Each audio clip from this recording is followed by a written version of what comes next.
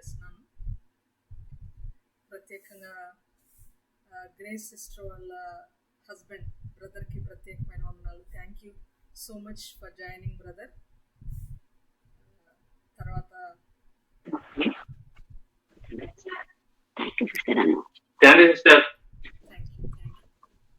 గ్రేస్కి కూడా ప్రత్యేకమైన వందనాలు తెలియజేస్తున్నాను. తర్వాత welcome back Milky Sidak and Arun, Vijayalakshmi aunty, అందరికి కూడా Ashwini sister, thank you so much for joining. వాక్య భాగంలో అందరికి వందనాలు. మనము ప్రశస్తమైన ఈ సమయంలో వాక్యాన్ని నేర్చుకుందామండి. వాక్యాన్ని నేర్చుకునే ముందు గలతీ పత్రిక 3వ అధ్యాయము 9వ వచనాన్ని మనం చదువుకుందాం. గలతీ పత్రిక 3వ అధ్యాయము 8 నుండి కంటిన్యూయేషన్ కొరకు 8 నుండి కూడా మనం చదువుకుందాం. దేవుని విశ్వాస మూలముగా అన్యజనులను నీతిమంతులుగా తీర్చునని లేఖనము ముందుగా చూచి నీ యందు అన్యజనులందరూ ఆశీర్వదింపబడుదురు అని అబ్రహామునకు సువార్తను ముందుగా ప్రకటించను. 9వ వచనం. కాబట్టి విశ్వాస సంబంధులకే విశ్వాసము గల అబ్రహాముతో కూడా విశ్వాసము గల అబ్రహాముతో కూడా ఆశీర్వదింపబడుదురు. ప్రార్థన చేసుకో. కృపాసక్తి సంపూర్ణుడు అయిన మా ప్రియ పరలోకపు తండ్రి, పరిశుద్ధుడా, మహోన్నతుడా, శ్రేష్టమైన అత్యున్నతమైన ఎంతో ఘనమైన మీ గొప్ప నామానికి వందనాలు, స్తోత్రాలు, స్తుతులు చెల్లించుకుంటున్నాం నాయన. అయ్యా, చేరు వచ్చిన ప్రతి బిడ్డను ప్రత్యేకంగా దీవించి ఆశీర్వదించండి. అయ్యా, నన్ను మమ్మలను మీ కృప కలిగిన హస్తాలకి సమర్పించుకుంటున్నాం ప్రభా, సహాయం దయచేయండి. మా ప్రాణాత్మ దేహాలను మా ప్రభా మీ యొక్క ఆధీనంలో ఉంచుకొని మీరే మాతో మాట్లాడమని ప్రాధేయపరచు నాయనా. మీ పక్షాన మాట్లాడబో నేను అజ్ఞానిని, తెలివిలేని దానను, ఎందుకు పనికిరాని దాన్ని ప్రభా. నన్ను మీ యొక్క సిలువ చాటున దాచి మీరు మాత్రమే మాతోను మాట్లాడమని ప్రార్థిస్తున్నాం. అయ్యా, మేమైతే ఆయన బలహీనులం ప్రభా, మీ సన్నిధిలో ఒప్పుకొనుచున్నాం. మీ వాక్యమును పరిపూర్ణంగా నేర్చుకుని ముఖ్యంగా పరిపూర్ణంగా అవలంబించుటకు, ఆచరించుటకు మాకు తగిన బలమును, శక్తిని దయచేయమని ప్రార్థిస్తున్నాం. అయ్యా, రావాల్సిన బిడ్డలు ఇంకా ఉన్నారు ప్రభా, మీ చిత్తమైతే వారిని నడిపించమని ప్రార్థిస్తున్నాం. ఈ కూడికి యావత్తు మీకు మాత్రమే మహిమకరంగా జరిగించమని, చేరు వచ్చిన ప్రతి బిడ్డను ప్రత్యేకంగా జ్ఞాపకం చేసుకోమని మా ప్రభుని మీ ప్రియ కుమారుడైన యేసుక్రీస్తు వారి శ్రేష్టమైన నామములో మిక్కిలి వినయంతో ప్రార్థించి బ్రతిమాలు అడిగి వేడుకుంటున్నాము తండ్రి. ఆమేన్.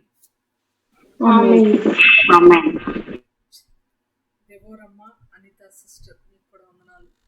అన్న సిస్టర్ ఆల్రెడీ వందనాలు సిస్టర్. అందరికి కూడా పేరు పేరున వందనాలండి.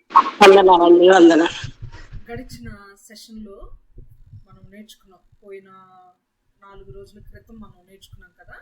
గత సాటర్డే రోజు ఏమి నేర్చుకున్నాం? సాటర్డే రోజు గలతీ పత్రిక వివరణలో మనం ఏమి నేర్చుకున్నాం?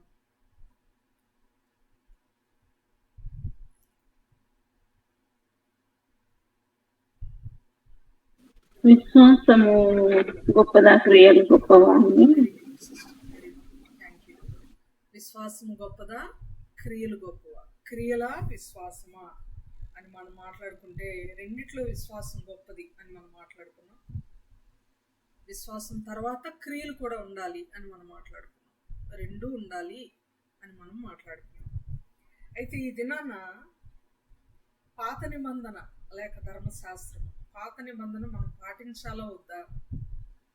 వాక్యం ఏం చెప్తుంది? వాక్యం ఏం చెప్తుంది? రోమాపత్రిక 4వ అధ్యాయం 3వ వచనంలో గడిచిన సెషన్లో మనం మాట్లాడుకున్నట్టు వాళ్ళు మాట్లాడారు, వీళ్ళు మాట్లాడారు కాదు. గడిచిన సెషన్ ఎక్కడ? నిన్నటి దినాన్న స్త్రీల కూడికలో మనం మాట్లాడుకున్నాం కదా. లేఖనం ఏమి చెప్పుచున్నది? అబ్రహాము దేవుని నమ్మిను, అది అతనికి నీతిగా ఎంచబడింది. లేఖనం ఏం చెప్తుందో మనం ఆలోచన చేయాలి. ఎప్పుడైనా పేరున్న పాస్టర్స్ ఏం చెప్తున్నారు, పాస్టర్ గారులు ఏం చెప్తున్నారు, బైబిల్ పండితులు ఏం చెప్తున్నారు, జ్ఞానవంతులు ఏం చెప్తున్నారు అని ఆలోచన చేయడం కాదు. కానీ వీటన్నిటికీ వీరందరికీ కూడా మించినది బైబిల్ లేక దేవుని మాట. ముఖ్యంగా డినామినేషన్ ఏం చెప్తుంది అని కూడా చాలామంది ఆలోచన చేస్తూ ఉంటారు. మా అయ్యగారు అలాగే చెప్పారండి అని ఆలోచన చేస్తూ ఉంటారు. మా పాస్టర్ గారు అలాగే చెప్తారండి అని అంటూ ఉంటారు. నో, వీళ్ళందరినీ మించింది బైబిల్ కాబట్టి బైబిల్ ఏం చెప్తుంది, దేవుడు ఏం చెప్తున్నాడు అని మనం ప్రాముఖ్యంగా వాక్యాన్ని నేర్చుకునేటప్పుడు ఆలోచన చేయాలి. 3వ అధ్యాయంలో కనెక్టివిటీ కోసం 8వ వచనం కూడా మరలా నేను చదివాను. పోయిన సెషన్లో మనం మాట్లాడుకున్నాము. ఏమని మాట్లాడుకున్నామంటే, ముందుగా అబ్రహాముకు సువార్త చెప్పబడింది. ఎక్కడ చెప్పబడింది? ఆదికాండము 15వ అధ్యాయంలోనే చెప్పబడింది. ఏమని చెప్పబడిందంటే, అబ్రహాము దేవుడైన యెహోవాని నమ్మాడు. దేవుడైన యెహోవా అబ్రహాము నమ్మినటువంటి ఆ నమ్మకాన్నే అతనికి నీతిగా ఎంచాడు అనేటువంటి మాటలు మనం చూస్తూ ఆయన అన్ని జనులందరూ నీ వంశం ద్వారా ఆశీర్వదింపబడతారు. అప్పటికి ఇశ్రాయేల్ అనే టాపిక్ లేదు, ఇశ్రాయేలీలు అనే పదము రాలేదు, సున్నతి అనే పదం కూడా రాలేదు. మనం మాట్లాడుకుంటున్నాం కదా గలతీ పత్రికలో. ఐ థింక్ ఈరోజు నేను రీక్యాప్ చేయకుండానే ముందుకు వెళ్ళిపోతున్నట్టున్నాను. గలతీ పత్రికలో మనం మాట్లాడుకుంటున్నటువంటి సెంట్రల్ థీమే సున్నతి గురించి మాట్లాడుతున్నాం. ఎందుకు సున్నతి గురించి మాట్లాడాల్సి వస్తుంది? ఆల్రెడీ సున్నతి, బాప్టిజమము, రక్షణ, మారు మనసు, వీటన్నిటి గురించి పౌలు గారి యొక్క మొదటి సువార్త ప్రయాణంలో పౌలు గారు గలతీ సంఘంతో ఆల్రెడీ మాట్లాడి ఉన్నారు. కానీ మరలా వాళ్ళకు ఒక లెటర్ రాస్తూ తన బాధను వ్యక్తం చేస్తున్నాడు. ఆ లెటరే గలతీయులకు రాసినటువంటి పత్రిక, లెటర్ టు గలేషియన్స్. ఈ లెటర్ క్రైస్తవ జీవితంలో ఎంతో ప్రాముఖ్యత వహించింది అని మనం మాట్లాడుకుంటున్నాం. నూతనంగా ఈరోజు జాయిన్ అయిన వాళ్ళ కోసం నేను మరలా రిపీట్ చేస్తున్నాను. గలతీ పత్రికను 3 భాగాలు చేసుకున్నాం. 1-2 అధ్యాయాలు ఒక భాగము, 1-2 అధ్యాయాలు మనం ముగించుకున్నాం. దానినే 1-2 అధ్యాయాలను మనము ద ఆటోబయోగ్రాఫికల్ ఆర్గ్యుమెంట్ అని దానికి మనం పేరు పెట్టుకున్నాం. ఆటోబయోగ్రాఫికల్ ఆర్గ్యుమెంట్లో పౌలు గారి యొక్క బోధను గురించి, పౌలు గారి యొక్క అపోస్తలత్వమును గురించి పౌలు గారు గలతీ సంఘంతో వాదిస్తూ వారిని ఒప్పిస్తున్నట్లుగా మనం చూసాం. 3-4 అధ్యాయాలను సిద్ధాంతపరమైన వాదన, ద థియలాజికల్ ఆర్గ్యుమెంట్ అని మనం నేర్చుకుంటున్నాం. తర్వాత 5-6 అధ్యాయాలు మరొక ఆర్గ్యుమెంట్. గలతీ పత్రికలో 3 రకాల అంశాల గురించి 3 రకాల కోణాలలో పౌలు గారు విభిన్నమైన రీతిలో చాలా స్టఫ్ కలిగినటువంటి మ్యాటర్స్ని, చాలా ప్రాముఖ్యమైన వెరీ వెరీ ఇంపార్టెంట్ టాపిక్స్ని పౌలు గారు గలతీ సంఘంతో గలతీ పత్రికలో రాస్తున్నట్లుగా మనం మాట్లాడుకున్నాం. మరి ముఖ్యంగా మనందరం ఈ దినాన్న ఈ విధంగా ఒక చోట చేరి, ఒక చోట ఒక పాయింట్ దగ్గర మనం మీట్ అయ్యి దేవుని మాటలు ఆలకిస్తున్నాం అన్నా కూడా గలతీ పత్రిక ప్రాముఖ్యత వహించింది. గలతీ పత్రిక అందుకు కారణం అని మనం మాట్లాడుకున్నాం. బైబిల్ పండితుల్లో ఒకరు, దేవుని యొక్క దైవజనుడు, చాలా గొప్ప దైవజనుడు మార్టిన్ లూథర్ గారు కూడా గలతీ పత్రికతో చాలా అన్యోన్య సంబంధం కలిగిన వాడుగా, ఒక మ్యారిటల్ రిలేషన్షిప్ నాకుంది గలతీ పత్రికతో అని ఆయన తన యొక్క లేఖనాల్లో, తను రాసినటువంటి పుస్తకాల్లో సంబోధించినట్లుగా మనం మాట్లాడుతాం. అయితే సున్నతి అనేది సెంట్రల్ థీమ్ కాబట్టి, సున్నతిని వీళ్ళు నమ్ముతున్నారు కాబట్టి ఎవరో మధ్యలో వచ్చి చెప్పినటువంటి వాళ్ళ మాటలు. మొదట పౌలు గారి మొదటి ప్రయాణంలో ఈయన వెళ్ళి గలతీ సంఘంలో సంఘాలను స్థాపించాడు. 1:1 మనం చూసాం కదా, గలతీలకు రాసిన పత్రిక మొదటి వచనంలో సంఘములకు రాయబడింది. గలతీలో ఉన్నటువంటి సంఘములకు, it's not a singular, it's a plural. అంటే చాలా సంఘాలు ఉన్నాయి గలతీలో. ఆ సంఘాలన్నీ కూడా పౌలు, బర్నబాలు వెళ్ళి వాక్యం ప్రకటించి స్థాపించారు. అక్కడ వాళ్ళు వాక్యం ప్రకటించి సంఘాలు స్థాపించిన తర్వాత హఠాత్తుగా పరిసయ్యుల తెగలోని కొందరు యూదులు వచ్చి వాళ్ళకి విభిన్నమైన బోధ లేక భిన్నమైన బోధ బోధించారు. ఏంటి వాళ్ళు బోధించారంటే, సున్నతి చేసుకోవాలి మీరు, యేసు ప్రభు రిక్తుడిగా ఈ లోకానికి వచ్చాడు, ఈ లోకానికి వచ్చి రిక్తుడిగా జీవించాడు, 33.5 years ఆయన ఇక్కడ బ్రతికాడు, మోరల్ లైఫ్ ఆయన జీవించాడు, ఎన్నో అద్భుతాలు ఆశ్చర్యకార్యాలు చేశాడు, ఆయన తిరిగి ప్రాణం పెట్టాడు, తిరిగి లేచాడు, ఆయన ఆరోహణమై మన కోసం స్థలం సిద్ధం చేస్తున్నాడు. ఈ మాటలన్నీ మీరు నమ్మపోయినా పర్వాలా, కానీ మీరు సున్నతి పాటిస్తే మీరు పరలోకం మీరు పొందుకుంటారు అనేటువంటి ఒక భిన్నమైన బోధ. అనారోగ్యకరమైన బోధ, which is not suitable for the scripture. లేఖనము సపోర్ట్ చేయని బోధ, లేఖనాల ప్రకారము లేని బోధ పరిచయలేనటువంటి వారు గలతీ సంఘంలో బోధించారు పౌలు గారి యొక్క యాబ్సెన్స్ లో.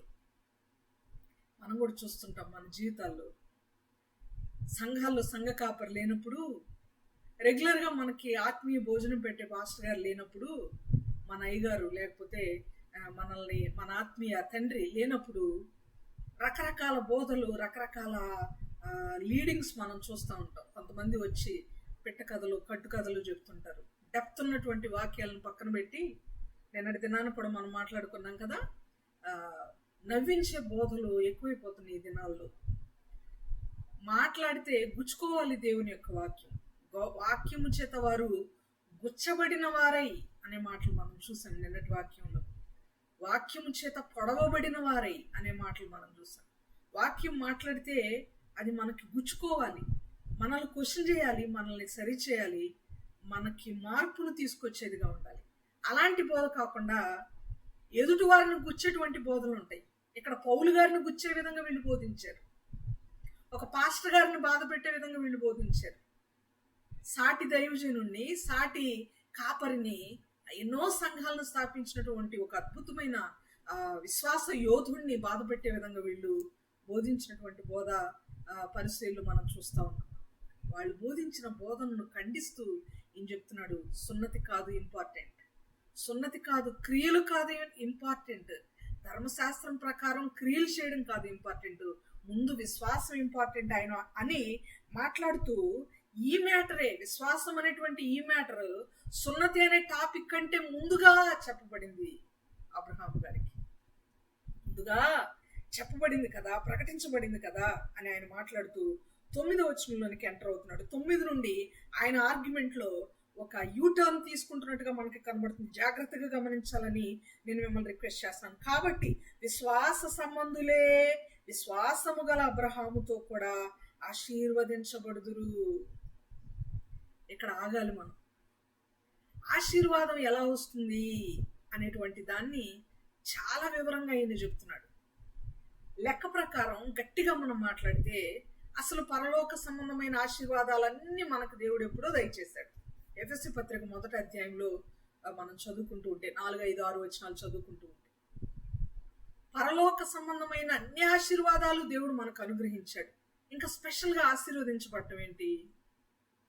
ఎక్కడి నుంచి వస్తుంది మనకు ఆశీర్వాదం అని అంటే, నేటి క్రైస్తవ సమాజంలో ఉన్నటువంటి వాళ్ళు నమ్మేటువంటి విషయం ఏంటంటే, మనం చర్చికి వెళ్ళి అందరికంటే ముందుగా వెళ్ళి చర్చిలో ఆ చర్చిని క్లీన్ చేసి చైర్స్ అన్ని ఆర్గనైజ్డ్గా పెట్టి, డయాస్ దగ్గర పెట్టవలసినవి అన్ని పెట్టి, అన్ని ఆర్గనైజ్డ్గా రెడీ చేస్తే మనకి దీవెన, మనకి ఆశీర్వాదం. ముందుగా వెళ్ళి మనం కొన్ని క్రియలు చేస్తే మనకు ఆశీర్వాదం అని అనుకుంటా ఉంటారు. నో నో అంటే అర్థం ఏంటి అంటే, వెళ్ళి చర్చికి వెళ్ళి చర్చిని రెడీ చేసి ఏవైనా మనం క్రియలు చేస్తే మనకు ఆశీర్వాదం ఉండదా సిస్టర్? మీ ప్రశ్న. ఎస్, అది మనం చేసినందు మాత్రాన ఆశీర్వాదం కాదు. అంటే మనం కొన్ని క్రియలు చేస్తే మనం ఆశీర్వాదించబడతాము అనేది కాదు అక్కడ మ్యాటర్.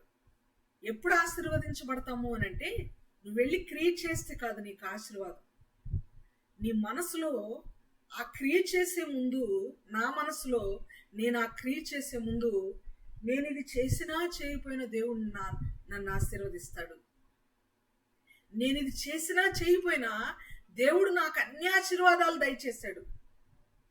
చర్చిలోకి వెళ్ళి చేపలు వేసినా వేయకపోయినా ఐఎమ్ బ్లెస్డ్, దేవుడు నన్ను దీవిస్తాడు, దీవించేవాడు ఆయన.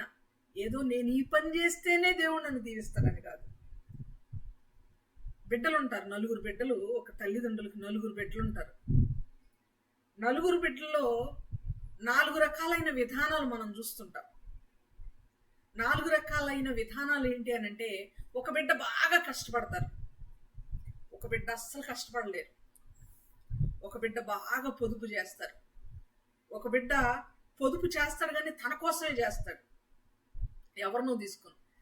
నా తల్లిదండ్రులకు మేము 4 సంతానం, నేను అస్సలు పని చేయలేను, చిన్నప్పటి నుంచి కష్టపడి పనిచేసే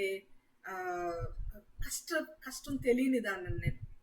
కష్టపడలేను, పడటానికి ప్రయత్నం చేస్తాను కానీ కష్టపడలేను. శక్తి లేని దానం, బలహీనరాలు. నా చెల్లి బాగా కష్టపడుతుంది.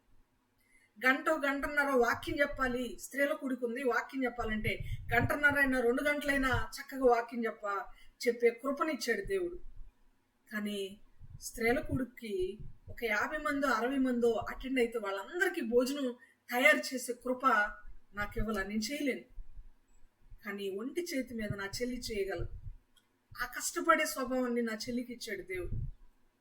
పెద్ద తమ్ముడు ఉన్నాడు, ప్రతి రూపాయి కష్టపడి దేవునికి ఇచ్చేది ఇస్తూ, తల్లిదండ్రులను చూస్తూ, అన్ని విషయాల్లో చాలా ఆర్గనైజ్డ్గా, చాలా క్రమంగా ఉంటూ ఉంటాడు.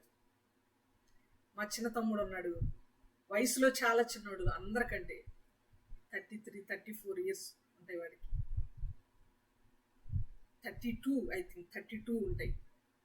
వాడు దాచిపెడతాడు కానీ వాడి కోసమే వాడు చూసుకుంటాడు. ఏంటిరా అంటే, మీరు ముగ్గురు ఉన్నారుగా, నాకెందుకు? మీరున్నారుగా అక్క, నాకెందుకు? నేనెందుకు టెన్షన్ తీసుకోవాలి? మీరున్నారుగా, నేను పెద్ద కష్టపడకపోయినా, నా కోసం నేను దాచుకోపోయినా, నేనేం చెప్పినా ఏం పర్వాలేదు, దేవుడున్నాడు, మీరున్నారు అనేటువంటి వర్షంలో వాడు ఉంటాడు. నలుగురిది 4 రకాల భావనలు, 4 రకాల ఉద్దేశాలు. కానీ నలుగురిది మంచి హృదయం, దేవుడు మహాకృపను బట్టి నలుగురు దేవుని పనిలో కొనసాగుతున్నటువంటి వారు. ఈ విధంగా ఆలోచన చేస్తే నేను ఎందుకు ఈ మాట చెప్తున్నా అంటే, ఒకళ్ళు ఈ పని చేస్తేనే దేవుడు దీవెనిస్తాడని కాదు. బోధించినా దీవెన ఉంది, వంట చేసినా, వచ్చిన వాళ్ళందరికీ పరిచర్య చేసిన దీవెన ఉంది, దేవునికి ధన రూపేణ ఇచ్చిన దీవెన ఉంది, దేవుని బిడ్డలందరూ బాగుండాలని ప్రార్థన చేసిన దీవెన. అన్ని రకాలుగా దేవుడు దీవించేవాడుగా, ఆశీర్వదించేవాడుగా ఉన్నాడు. కానీ ఇవన్నీ కూడా మనము మన క్రియ రూపేణ చేస్తే ఇస్తాడు దేవుడు, ఆశీర్వదిస్తాడు అని నమ్మడం కంటే నువ్వు క్రియ చేయక ముందే దేవుడు నిన్ను ఆశీర్వదించాడని నువ్వు నమ్మాలి. అది విశ్వాసం అంటే. నేను చెప్పబోయే మాట ఏంటంటే, మనము మంటి ఘటాలము, మట్టి స్వరూపులం. మనమంతా మట్టితో చేయబడిన మనం చేసే ఆఫ్టర్ ఆల్ చిన్న చిన్న పనులకు దేవుడు ఏదో మనల్ని మెచ్చి మనల్ని ఆశీర్వదించడం కాదు. కానీ మనం ఏమీ చేయకపోయినా దేవుడు మనల్ని ఆశీర్వదిస్తాడు. ఈ బోధలో చాలా లోతైన సత్యం ఉంది ప్రియులారా. ఈ మధ్య కాలంలో నేను ఇంతకుముందు కూడా ఒకసారి మెన్షన్ చేసినట్టున్నాను, ఇఫ్ ఐఎమ్ నాట్ రాంగ్, ఒక పాస్టమ్మ గారు వెస్ట్ గోదావరి డిస్ట్రిక్ట్స్ నుండి వాట్సాప్లో బాగా వైరల్ అవుతున్నాయి ఆవిడ మెసేజెస్.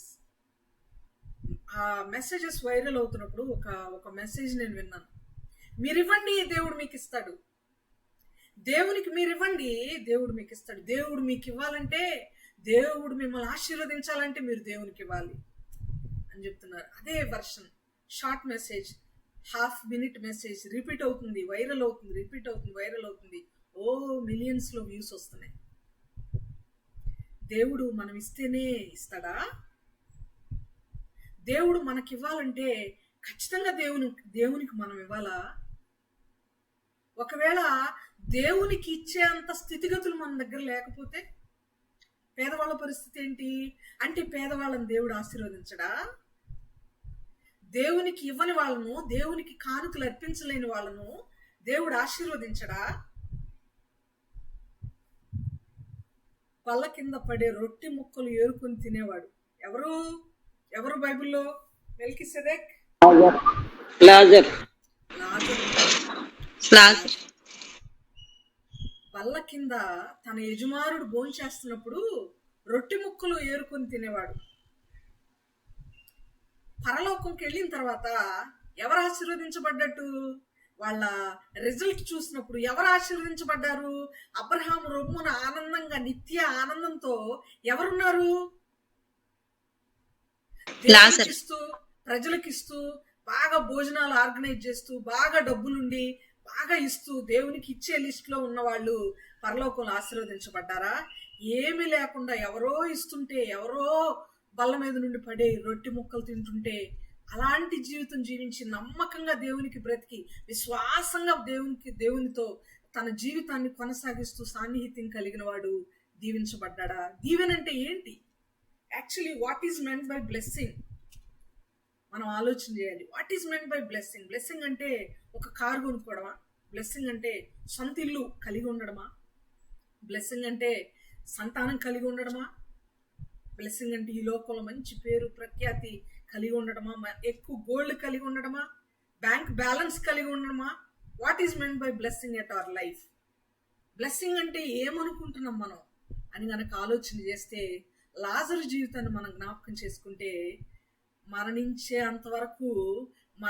అంతవరకు ఏ మట్టి మనిషికి అర్థం కాని విషయం ఏంటంటే, అసలు లాజరు బ్లెస్ చేయబడలేదేమో అన్నట్టుగా కనపడుతున్నాడు. దేవునికి స్తోత్రం చెప్పాలి. మనం ఇప్పుడు దేవునికి మనం కృతజ్ఞతలు చెప్పాలి.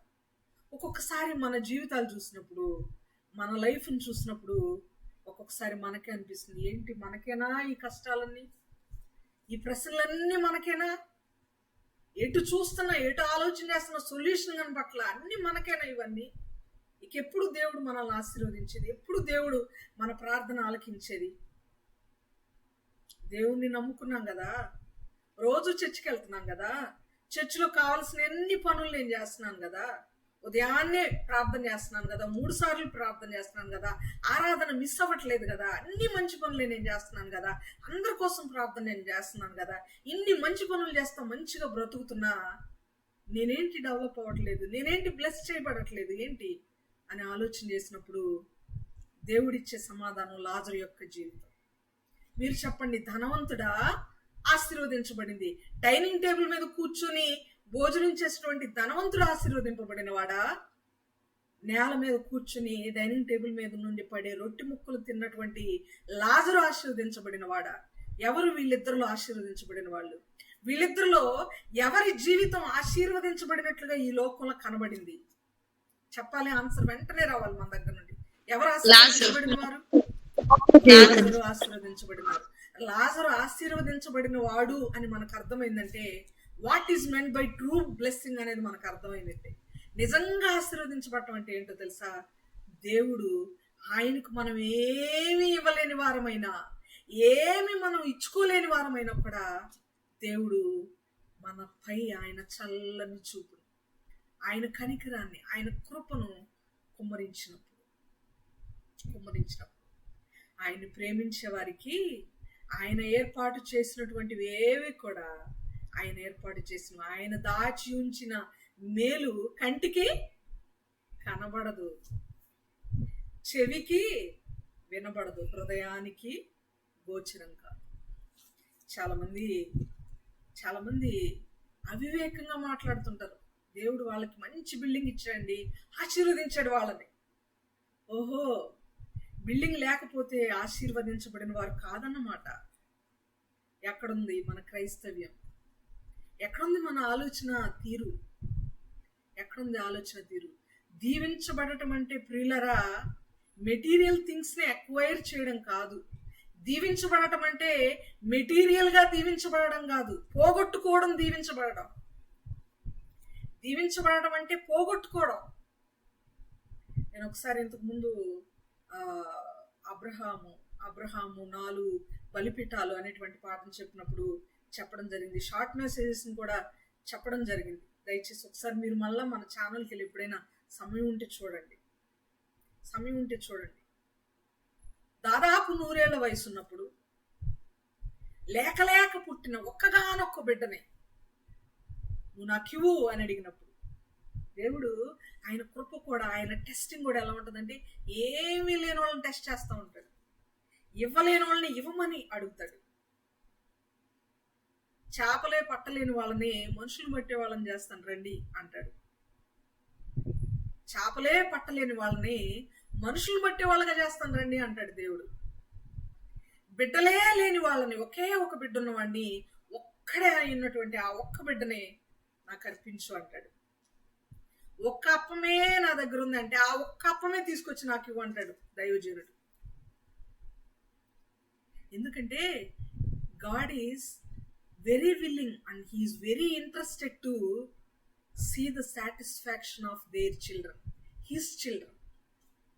దేవునికి తన బిడ్డలు దేవుడు అడిగినప్పుడు ఏదైనా ఇవ్వడానికి రెడీ అయ్యి వాళ్ళు తృప్తి పడి దేవుని మాట విన్నప్పుడు దేవుడు చాలా ఆనందిస్తూ ఉంటాడు. దేవుని యొక్క క్రియలన్నీ అలాగుంటాయి. ఏమీ లేదు. ఇస్సాకునిస్తే there will be no kids at all for Abraham. ఆయన దగ్గర ఇంకా బిడ్డలు లేరు. ఒక్కగానొక్క కొడుకుని ఇచ్చేయమన్నప్పుడు ఆయన చిత్తం ప్రభువా నేను ఇస్తాను ప్రభు అని దేవునికి ఆ బిడ్డను ఇవ్వడానికి తీసుకొని వెళ్ళినప్పుడే ఆయన అర్పించేసుకున్నాడు. బిడ్డను కాదు, తనను తాను. 100 ఏళ్ల వయసులో వడిలిపోయే ముసలితనంలో రేపో మాపో కాటికి వెళ్ళిపోవాలి, సమాధికి వెళ్ళిపోవాలన్నటువంటి ముసలి వృద్ధాప్య దశలో ఆశలన్నీ, కోరికలన్నీ, ఫ్యూచర్ అంతా, తన ఆనందం అంతా తన బిడ్డలో చూసుకుంటున్నటువంటి అబ్రహాము దేవుడు నాకు అని అడగగానే ఇవ్వడానికి వెళ్ళినప్పుడు, కట్టెల మీద పెట్టినప్పుడు తన స్వహస్తాలతోనే సొంత చేతులతోనే కత్తిని ఎత్తి తన కొడుకు మెడను నరకాలి అనుకుంటున్నప్పుడు తన మనస్సులో నిజంగా బలి అయింది ఎవరో తెలుసా? ఇస్సాకా, అబ్రహామా? నిజంగా బలి అయింది ఎవరక్కడ? అబ్రహాము. నిజంగా బలి అయింది అక్కడ అబ్రహాము. ఎప్పుడైతే తన ఆశలు, తన కోరికలు అన్నిటినీ తన కొడుకు మీద పెట్టుకుని బ్రతుకుతున్నటువంటి ఆ ముసలి ప్రాణం ఎప్పుడైతే నా కొడుకుని ఇచ్చేస్తాను అనుకున్నాడో బలి అయింది యాక్చువల్గా ఇస్సాకు కాదు, అబ్రహాం. నేనిస్తే మృతులలో నుండి సైతము మనుషులను, చనిపోయిన వారిని సైతం లేపే నా దేవుడు మృతులలో నుండి ఇస్సాకును తిరిగి లేపి నాకు ఇస్తాడు. Maybe at that moment, at that particular moment, అదే మూమెంట్లో నువ్వు ఆపేసి నువ్వు చంపొద్దు, పొట్టేళ్ళని చంపు అని అంటాడని అబ్రహాంకి తెలీదు. అబ్రహాంకి ఏం తెలుసాయి అంటే చనిపోయిన తర్వాత మృతులలో నుండి లేపుతాడు. ఇప్పుడు పోగొట్టుకున్నా, ఇప్పుడు దేవునికి నేను ఇస్తున్నా, దేవుడు మరలా తిరిగి పునరుద్ధానంలో ఆయన్ని నా కొడుకు నాకు ఇస్తాడని నమ్మాడు. అది విశ్వాసం అంటే. ఇక్కడ మనకి హైలైట్ ఏమవుతుందంటే అబ్రహాము చేసిన క్రియ హైలైట్ అవుతుంటుంది, ఎందుకంటే మానవులం కాబట్టి. నో, క్రియ కంటే మనకి హైలైట్ అవ్వాల్సింది ఏంటంటే అబ్రహాము ఇస్సాకును మృతులలో నుండి లేపుతాడని నమ్మాడే, విశ్వసించాడే, అది హైలైట్ అవ్వాలి. అది ఎక్కువ ఘనముగా ఎంచబడాలి. ఎప్పుడు అలా ఎంచబడుతుందంటే మన విశ్వాస పరిణితి చెందిందైనప్పుడు. మన విశ్వాసము బైబిల్ని అక్షరార్థంగా అర్థం చేసుకునేటప్పుడు ఈ విషయంలో, అబ్రహాము విషయంలో అబ్రహాము బలి అర్పించేదే హైలైట్ అవుతుంది. బైబిల్ని విశ్వాస పరిణితి చెందినటువంటి దిశలో మనము అర్థం చేసుకున్నప్పుడు చనిపోయినా నా కొడుకు లేస్తాడు కదా, దేవుడు లేపుతాడు కదా అని నమ్మాడు కదా అబ్రహాము, ఆ విషయం హైలైట్ అవుతుంది. అదే పదే పదే పదే పదే చెప్తున్నాడు గలతీ సంఘంతో పౌలు గారు. అందుకనే అబ్రహాము దగ్గరకు జంప్ అయిపోయాడు. ఒక సిద్ధాంతం గురించి మాట్లాడుతూ, సంఘపరమైన సిద్ధాంతం ఎలా ఉండాలి, క్రియల లేక విశ్వాసం అని మాట్లాడుతూ అబ్రహాము దగ్గరికి షిఫ్ట్ అయిపోయి అబ్రహాము వలె విశ్వాసం కలిగిన వాళ్ళే ఆశీర్వదించబడతారు. అసలు ఆశీర్వాదం అంటే ఏంటంటే, ఆశీర్వదించబడటం అంటే ఏంటంటే విశ్వాసం కలిగి ఉండటం. నాట్ త్రూ అవర్ డీడ్స్, మన క్రియల వలన మనం ఆశీర్వదించబడటం కాదు, మనం విశ్వసిస్తే ఆశీర్వదించబడతాం. మీరు ఏ మిరాకిల్నైనా బైబిల్లో జ్ఞాపకం చేసుకోండి. దేవుడు చేసినటువంటి ఏ సూచక క్రియనైనా, ఏ అద్భుత కార్యాన్నైనా మీరు జ్ఞాపకం చేసుకోండి. ప్రతి ఒక్కరితో మ్యాక్సిమం దేవుడు పలికిన మాట నీ విశ్వాసమే చెప్పాలి. మీరు నీ విశ్వాసమే నిన్ను స్వస్థపరిచింది. నీ విశ్వాసమే, నీ విశ్వాసమే, నీ విశ్వాసమే. నువ్వు ఇక్కడికి వచ్చావని కాదు, నువ్వు నా వస్త్రపు చెంగు ముట్టేవని కాదు, లేకపోతే చెట్టు మీద నుండి నేను దిగమనగానే దిగేవని కాదు, లేకపోతే నువ్వు అన్యాయంగా ఎవరి దగ్గర అయితే తీసుకున్న వాళ్ళందరికీ 4 గంటలు తిరిగి చెల్లిస్తావని కాదు, 4 గంటలు తిరిగి చెల్లిస్తావని కాదు జక్కయ్య. నువ్వు కూడా అబ్రహాము కుమారుడివే. 19వ అధ్యాయము ఐ థింక్ 8-9 వచనాల్లో ఉండొచ్చు ఆ మాట. నువ్వు కూడా ఇతడును అబ్రహాము కుమారుడే. అంటే ఇతడు కూడా విశ్వాసే. ఎందువల్ల? తిరిగి 4 అంతలు చెల్లిస్తానన్నందుకు కాదు, దేవుడు దిగమనగానే దిగి వచ్చినందుకు కాదు. అక్కడ జక్కయిలో ఒక భయంకరమైన మానవుల ఊహకి అందని ఒక విశ్వాసం ఉంది. ఏంటో తెలుసా? దేవుడు నేనెంత పాపినైనా, ఎంత అన్యాయంగా మనీ కలెక్ట్ చేసినా, ట్యాక్స్ కలెక్ట్ చేసినా, నేనెంత పొట్టివాడినైనా, పాపముతో కూడిన పొట్టితనం అది. సాదృశ్య రూపకం, మెటాఫారికల్ లాంగ్వేజ్. బైబిల్కి మనకు ఫ్రెండ్ అయిపోవాలి. మెసేజెస్ మనం వింటున్నప్పుడు బైబిల్లోని విషయాలు మనము లోతుగా ధ్యానం చేస్తున్నప్పుడు Bible should be our friend. అర్థమైపోవాలి. ఏం అర్థమైపోవాలి? జక్కయ్య 4 అంతలు తిరిగి చెల్లించడం కాదు, క్రియ కాదు అక్కడ ఆయన్ని విశ్వాసం చేసింది. ఆయన ఏం చేస్తుంది తెలుసా? ఆయన మనసులో నేను పొట్టోడైనా చూడగలను, నా ఇంటికి దేవుడు వచ్చాడంటే నేనెంత పాపినైనా కరుణిస్తాడు, నేనెంత అన్యాయం చేసినా తిరిగి ఇచ్చేస్తాను, నన్ను దేవుడు యాక్సెప్ట్ చేస్తాడంతే. ఆయనలో ఒక అద్భుతమైన విశ్వాసం ఉంది. అందుకే విశ్వాసం ఉందని మనం ఎలా చెప్పగలం?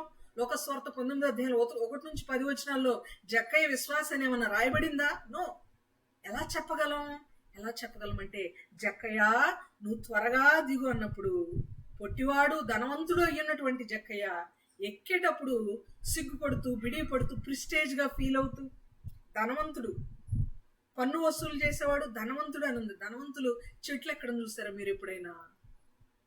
ములక్కాయలు కొయ్యాలి, మామిడికాయలు కొయ్యాలి. బాగా డబ్బున్న వాళ్ళు, బాగా బిల్డింగ్ ఉన్నటువంటి వాళ్ళు చెట్లెక్కి మామిడికాయ కోస్తూ ఉంటే అందరు చూసి, ఏంటి ఈయన ఎక్కుతున్నాడు, ఎవరైనా పిల్లలకి చెప్పో లేకపోతే ఎవరన్నా పని వాళ్ళకి చెప్పు, ఎక్కించి పండ్లు తెంపొచ్చు కదా అని అనుకుంటారేమోనని అదొక ప్రిస్టేజ్ గా ఫీల్ అవుతారు వాళ్ళు. జక్కయ్య ప్రిస్టేజ్ గా ఫీల్ అవ్వలేదు.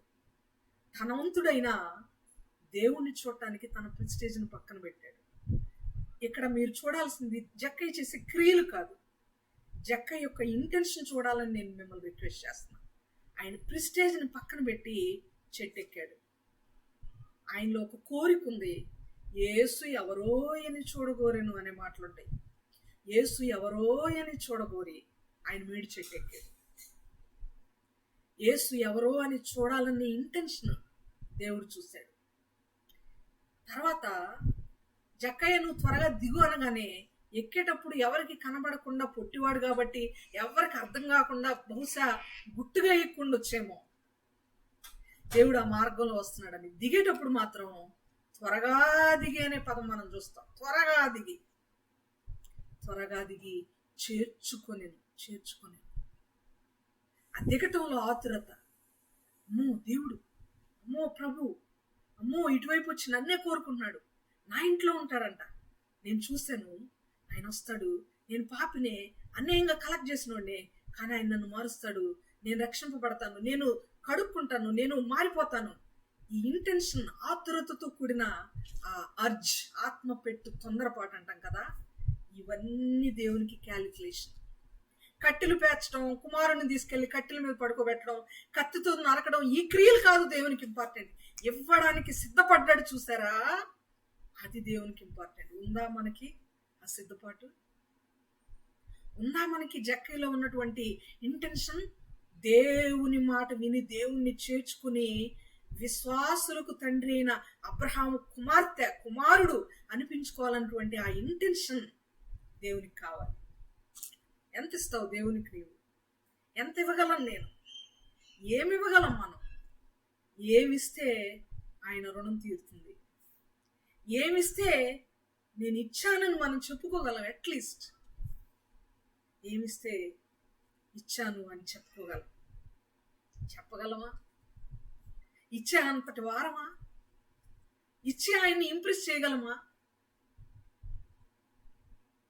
ఇచ్చే మనసు, బిహైండ్ ద ఇంటెన్షన్ అనేది దేవునికి చాలా ఇంపార్టెంట్. ఈ మాటలు మీకు అర్థమైతే 9వ వచనం అర్థమవుతుంది. కాబట్టి విశ్వాస సంబంధులే విశ్వాసము గల అబ్రహాముతో కూడా ఆశీర్వదించబడుదురు అని చెప్తూ యాక్చువల్ పాయింట్లోనికి, యాక్చువల్ లెసన్లోనికి నేను ఎంటర్ అవుతున్నాను. 10వ వచనం, ధర్మశాస్త్రము విధించిన క్రియలకు సంబంధులందరూ, కరెక్ట్ చదివానండి, ధర్మశాస్త్రము విధించిన క్రియలకు సంబంధులందరూ శాపమునకు లోనయ్యున్నారు. ధర్మశాస్త్రము విధించిన క్రియలకు సంబంధులందరూ శాసనమునకు లోనయ్యున్నారు. కరెక్ట్ చదివానా? ప్లీజ్ సహాయం చేయండి. కరెక్టే సిస్టర్. రైట్. సంబంధులు లోనయ్యున్నారు. ఎందుకనగా ధర్మశాస్త్ర గ్రంథమందు వ్రాయబడిన విధులన్నీ చేటు ఎందు నిలుకడుగా ఉండని ప్రతివాడును శాపగ్రస్తుడు అని వ్రాయబడి ఉన్నది. ఇప్పుడు అర్థమైపోయింది మనకు మాట. ఇది అర్థం అవ్వాలంటే నేను ఇంకొక ఉదాహరణ చెప్తాను. ఎగ్జామ్స్ జరిగింది రీసెంట్గా పిల్లలకి. ఒక వాట్సాప్లో ఒక జోక్, ఏంటంటే జోక్ కాదు, వాస్తవంగానే ఒక ఎగ్జామ్ రాసిన పేపరు రిలీజ్ అయిన తర్వాత లెఫ్ట్ లెఫ్ట్ లెఫ్ట్ అని ప్రతి క్వశ్చన్ పేపర్ ప్రతి క్వశ్చన్ ఎదురు ఒక అబ్బాయి స్టూడెంట్ రాసుకున్నాడు. తర్వాత స్టూడెంట్ని మాస్టర్ క్వశ్చన్ చేస్తున్నాడు. లెఫ్ట్ లెఫ్ట్ అని ఎందుకు రాసావు, దానికి అసలు ఎన్నిటికి జవాబు నువ్వు రాసావనంటే లెఫ్ట్ అనేది ఛాయిస్లు వదిలేయటం సార్ అని చెప్పాడు. ఆహా, అంటే ఛాయిస్గా నువ్వు ఎన్ని తీసుకున్నావు అని అంటే అన్ని తీసుకున్నాను సార్ అన్నాడు. ఇప్పుడు చెప్పండి, వాడు పాస్ అవుతాడా, లేక ఫస్ట్ ర్యాంక్ ఏమైనా వస్తుందా, లేకపోతే ఫెయిల్ అవుతాడా? ఫెయిల్ అవుతుంది. అనిత సిస్టర్ టీచర్ కాబట్టి అనిత సిస్టర్ ఒక్కళ్ళు చెప్తారు, మీరు ఎవరు చెప్పరా, మాట్లాడరా మీరు? ఫెయిల్ అవుతాడు, ఖచ్చితంగా ఫెయిల్ అవుతాడు. చాయిస్ రావడం అనేది ధన్యత, అదొక యాక్చువల్లీ ఒక పాసిబిలిటీ కదా. ఈజీగా స్టూడెంట్కి ఒక ఈజీ 6 ప్రశ్నలు ఉన్నాయి అనుకోండి, 6 ప్రశ్నలు ఇంగ్లీష్ సబ్జెక్ట్ కనుక మనం తీసుకుంటే ఎస్ఏ రైటింగ్ 8 మార్క్స్కి వస్తుంది. అలాంటివి 7 or 8 ఉంటాయి, ముఖ్యంగా ఇంటర్మీడియట్ లెవెల్లో 7 or 8 ఎస్ఏ క్వశ్చన్స్ రాసేటువంటి క్వశ్చన్ పేపర్ ఉంటుంది. దానిలో దగ్గరగా 4 అయితే ఖచ్చితంగా రాయాలి. 6 7 ఇస్తాడు, 4 రాయాలి. ఒక 2 ఛాయిస్ వదిలేయచ్చు. అలాంటప్పుడు చదివేవాళ్ళు ఖచ్చితంగా 2 ఛాయిస్లో పోతాయి కాబట్టి 6 7 మహా అయితే 8 ఉన్నాయి అనుకోండి, ఎస్ఏ క్వశ్చన్స్ 8 ఉన్నాయి అనుకోండి, 8 ప్రిపేర్ అయితే అసలు నో డౌట్ అనుకుంటారు కొందరు స్టూడెంట్స్ తెలివిగా టైంని యూటిలైజ్ చేసుకుని ఏం చేస్తారంటే 6 చదివాను అనుకోండి, 2 చదవకపోయినా పర్లా, 6 చదివితే నాకు 2 పోతాయి, 2 నేను చదవకపోయినా పర్వాలేదు, ఛాయిస్గా వదిలేయచ్చు, 4 అయితే జవాబులు రాయగలను.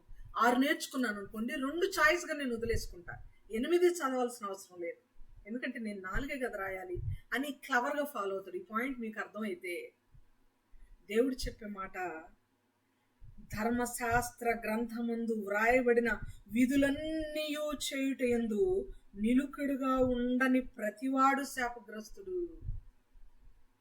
ఇక్కడ మనం నార్మల్గా చదువుకుంటే వెళ్ళామనుకోండి, ధర్మశాస్త్ర గ్రంథమందు వ్రాయబడిన విధులన్నీ చేయుట యందు నిలకడగా ఉండని ప్రతివాడు శాపగ్రస్తుడు. శాపం, బ్లెస్సింగ్ ఉండదు, ఆశీర్వాదం ఉండదు, శాపం ఉంటుంది. ఎవరికి? విధులన్నీ చేయని వాళ్ళకి అని అనుకుంటే మనకి ఏమర్థం అవుతుంది? గలతీ పత్రిక ఇక్కడ మనం విధులన్నీ చేయటం ఏంటంటే నాట్ ఓన్లీ జస్ట్ 10 commandments, విధులన్నీ చేయాలి. మనం అనుకుంటాము మన బ్రెయిన్ ఎంతవరకు ఆలోచన చేస్తుంటే 10 ఆజ్ఞలు మనం పాటించామంటే విధులన్నీ మనం పాటించినట్టు అనుకుంటాం. నో, చేయదగిన మేలు చేయనెరిగియుండియు అట్లు చేయని వానికి పాపము కలుగును అని ఉంది బైబిల్లో. మనం ఏమనుకుంటామంటే ఆజ్ఞ అతిక్రమమే పాపము అనుకుంటాం. సగమే నేర్చుకుంటాం మనం బైబిల్, సగం మీదే ధ్యాస పెడతాం. ఆజ్ఞ అతిక్రమం ఒక్కటే పాపం కాదు, మేలు చేయనెరిగియుండి అట్లు చేయని వానికి మేలు కలుగును, పాపం కలుగును. ఆజ్ఞను పాటించకపోతేనే కాదు పాపం, ఎవరికన్నా మేలు చేయడం నీకు తెలుసు, నువ్వు చేయలేదనుకో, మనం చేయలేదనుకోండి, అది పాపం. నేను ఎక్కడ ఆజ్ఞ అతిక్రమించలేదే అని అనుకోవడానికి లేదు. ఫ్రీగా ఉన్నాను కదా, నేను ఎక్కడ రాంగ్ రూట్లో లేను కదా అని అనుకోవడానికి లేదు. నువ్వు ఒకనొక దినాన్న మేలు చేయడం నీకు తెలుసు కానీ నువ్వు చేయలేదు, అది నీకు పాపమైంది. బైబిల్ చెప్పే విషయం. పరిపూర్ణత కంప్లీట్గా అర్థం చేసుకోవడానికి ట్రై చేయాలి. ఇక్కడ విధులన్నీ ఆచరించకపోతే శాపగ్రస్తుడు. There is no choice here. 8 SA questions ఇచ్చి లేక 6 ఎస్ఏ క్వశ్చన్స్ ఇచ్చి 6 ప్రశ్నలు ఖచ్చితంగా రాయాలంటుంది క్వశ్చన్ పేపర్. ధర్మశాస్త్రంలో ఉన్న క్వశ్చన్ పేపర్. గలతీ పత్రిక 3వ అధ్యాయము 10వ వచనంలో ఉన్నటువంటి క్వశ్చన్ పేపర్ ఇది. 10th క్లాస్ ఫైనల్ ఎగ్జామ్స్ అనుకోండి దీన్ని కొంచెంసేపు అర్థం అవడానికి. 6 ఎస్ఏ క్వశ్చన్స్ కి 6 రాయాలి. 6 రాస్తే నువ్వు పాస్ అవుతావు. కంపల్షన్ అది. కానీ కిందనే చెప్తున్నాడు ఆయన. ఏమని చెప్తున్నాడు? చేయుట యందు నిలకడగా ఉండని ప్రతివాడు శాపగ్రస్తుడని వ్రాయబడి ఉన్నది. 11వ వచనంలో అన్ని క్వశ్చన్స్ రాయాలి, రాస్తేనే పాస్ అవుతావు. 11వ వచనంలో ధర్మశాస్త్రము చేత ఎవడునూ దేవుని ఎదుట నీతిమంతుడని తీర్చబడను సంగతి స్పష్టమే.